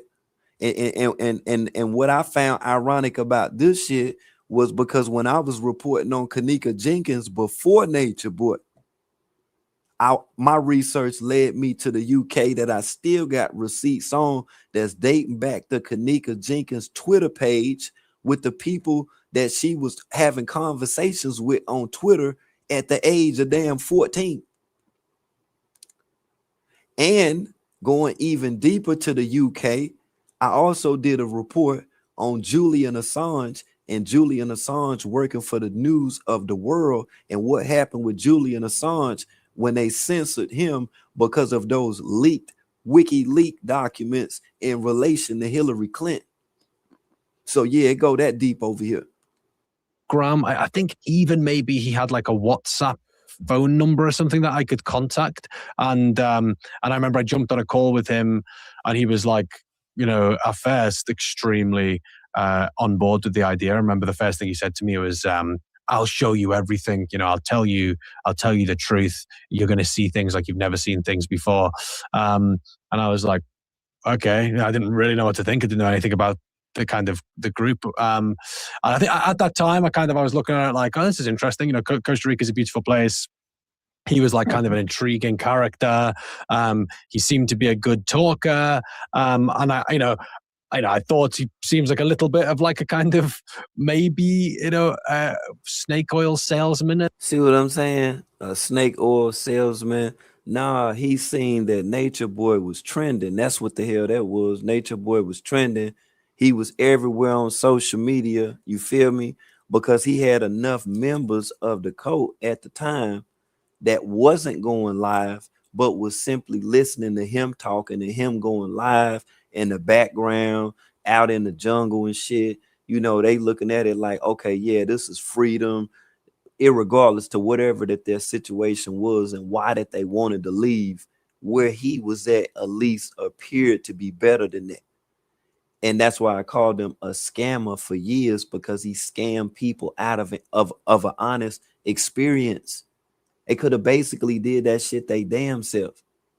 If you look at women like Ray that went and then him flipping on her and her leaving the cult, her walking down the damn street by her damn self, anything could have happened to her. Her ass could have got abducted out that motherfucker. Straight up. I don't think she speak no fluid Spanish or no shit in a you see what I'm saying? Spanish speaking country, listening to some dude talking about he gonna build a damn eco village. You get there and this dude on some other shit. Get there, this dude thinking that you get ready to have a damn threesome with him and shit. And you like, what the fuck? I thought Yo, dude, all them videos and shit I was watching that, bro. She like, what the fuck is this? And then people like her, Ray, the first woman that I interviewed about all of this shit, they didn't know nothing about Mike Brown or Dean Willoughby or this dude. Ain't that some shit? And that's why I'm putting it together chronologically, just to show people they got the story, you know, it's gaps in it or whatever. We're going to crease it out. We're going to crease it all the way out. And I'm going to show you how when he had Tron, he had Key, he had all them dudes running behind him, and they was in Ohio. Mike Brown is from Cincinnati, Ohio. The same church where Tyler Perry was going to is called Wilberforce, Ohio. It's in Wilberforce, Ohio. And he was going to Payne Seminary Theological College. That's the place where Tyler Perry spoke at on stage. So all this shit with the TV show Ruthless and Carbonation, trust me, I got you. Later on within the explanation of all of this, I'm going to just put it all together and then show you from what we found, panels we had, discussions, the similarities with the characters, and even the motive behind all of this. Because to this day now, Mike Brown has passed. Rest in peace to Mike Brown. Nature Boy didn't even say nothing about that. And Mike Brown passed in 2025. I interviewed Nature Boy's baby mama, and I asked her about Mike Brown, and she didn't even know what was going on with Mike Brown at the time, because she didn't even had referred to Mike Brown as being somewhat of a father figure to her baby daddy. Her baby daddy was going over there getting money from Mike Brown. Mike Brown probably was on his knees doing all kind of crazy stuff over there. And that's how he was making money. And that's why I say that's the gaps that's in the story. That's why I was like, I don't know why motherfucker wouldn't just interview me. I just patch it in and just show you. I just patch it right in. Patch it right on up in there so you can really see what the fuck going on. Then you will understand why Nature Boy and them had a 24-hour Airbnb, what they was recording and then shopping around. That's how damn long that it's done been. And yes, that's the big Ruthless connection. And that's what I want them to know over there on TikTok, because see, he done kind of, you know, bounced or became a lower tier of the algorithm now. But then once Ruthless, you know, come back on, which I expect Ruthless to come on before that to get cold or whatnot. Yeah. Once that the seasons change, I expect Ruthless before, you know, somewhere around fall or whatnot. He know what the timeline is. And if you think about the moment all of this stuff blew up with Nature Boy and Nature Boy getting sentenced, you see, when we was talking about it, Tyler Perry stopped. He stopped with Ruthless. He just stopped. When we started talking about Ruthless ended. It was 3 episodes of one season. It came out and it wasn't nothing but 3 episodes, and he shut it down. He shut it down. And if you go back and then look at the date of Mike Brown's passing and look when them Ruthless episodes was coming on, you'll be like, wow. He didn't even say nothing about Mike Brown. He don't even want no connection to Mike Brown. You see, all that stuff about him homeless and sleeping in a car. Oh yeah, the same way how Nature Boy was homeless when he didn't go to fucking Job Corps and he was hanging with them white dudes, and then he found himself at that damn church. That's the same shit with Tyler Perry. I'm telling you, exact same shit. All that shit he talking about. I had to sleep homeless in my car and all this stuff. He didn't tell nothing about Payne Seminary Theological College. He didn't say nothing about that. He didn't say nothing about, oh yeah, I actually did speak there. That ain't in none of the movies. That ain't, matter of fact, I'm just gonna pull it up now so you can see it your damn self. Hold on. Yeah, he ain't say nothing about none of that. Oh no. I'm gonna show you the video. because if you just look it up through Payne, The only thing gonna come up is the TV show House of Pain. Now I'm gonna show you just to make it make sense. Okay. Now look, right? See this shit, right? Now we in 2026. Now this is going back to 2024, as you can see. Tyler Perry right here. Quotables at Payne Theological Seminary. You see what I'm saying? That's the spot right there. That's what Mike Brown was that's what he was teaching at. Now let me show you. Hold on. Let me go to the page and I'm gonna show you on the page, which is crazy work because it should be probably what? Okay. Peep game with the one time. Let me show you, right? This is the page right here on YouTube. Now look. Think I'm lying if you want to. Look, Payne Theological Seminary. They go Mike Brown right here. Look, in love and memory of Mike Brown. You see that? You see that emblem right there? That's that same emblem that Tyler Perry on. Keep looking at that emblem right there for a second. Hold on, I'm gonna show you. Let me show you Tyler Perry. Then I'm gonna show you that emblem.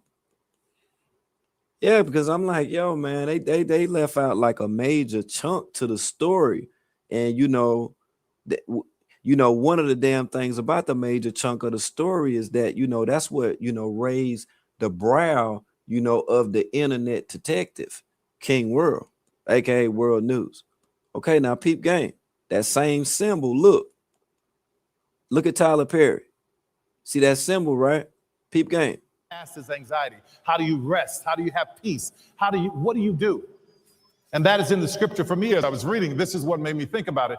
Abraham tells his servants, stay here, and me and Isaac are going to go up and worship. He saw a mountain that God had led him to, so he was going to go up and worship. So they were going to climb. They were going to go up. See what I'm saying? See what I'm saying, right? So when people were saying like, okay, so, why are you still talking about this? Because I kept finding stuff connected to all of this that people were not talking about. I keep telling you, yo. You say you was trying to get information on a serious case. Oh yeah, this is a serious case right here. This is a very serious case with a very serious backstory. So whenever you see videos by Nature Boy, the same stuff you just put in the comments, go to those channels and say the same thing. Because see, this is a very serious case right here. Yeah, very serious. And if you didn't know how serious that it was, I don't think you would have been here for 3 hours and 11 minutes thus far. I'm so serious. So let me do this. Okay. Hopefully you enjoyed the show because you did a bunch of commenting to act like you didn't know what the show was about. Yeah, you know what this show is about, man. This ain't the For Play channel and shit or whatever, man. Sub to my new channel, man. Join the panel, man, when I'm over there live and shit. Yeah, make sure you join the panel and shit, man. That's why I say, like, you know bits and pieces of the story, man. I'm just here to clarify a lot of shit. That's all. Yeah, just to clarify some shit with all that off-brand commenting about stuff unrelated to what we talking about. Straight up. Say Tyler Perry is the Mario Hampton for Real Housewives now. That part. Yeah. And like I say, I will be putting it together. There will be another part to my interview as well, because I'm gonna cover a few areas that was left off, and I'll drop the receipts as well. I just ran the interview plain today just to let you, get somewhat of a sneak peek of me putting in that work. Yeah, just putting in that work. Okay. So I definitely will tap in with y'all on the next one. I got my new page, the link that's dropped. I can't go live over there until tomorrow. I actually got the amount of subscribers that I need. So, and to post longer videos too. So you might even see a couple videos pop up. If you do, man, make sure that you smash like on the videos too. Definitely rerun the beginning, man. The beginning is the interview. Definitely check out the interview. Appreciate your support. I appreciate you too, Money Mo, for real. Yeah, for sending them over here to the Livest Network. I did catch your video. Yeah, I'm going to add a video on my next live stream. Oh, you say the link to the channel? Hold on. I think I still got it. This should be it right here. Yeah. There you go. I just dropped them all the way off in the comments right there. Every time you come through, you learn something new. I keep telling you that. Hey, stay plugged in with me. All right. Facts, family. I'm going to get up out of here, man. We 13 minutes over 3 hours, man, but we still got it done. Yeah, man, we still got it done. It's nothing. Okay. Check me out on the replay if you wasn't here from the beginning. Okay, family? All right. I'm out. This is Channels Television's breaking news.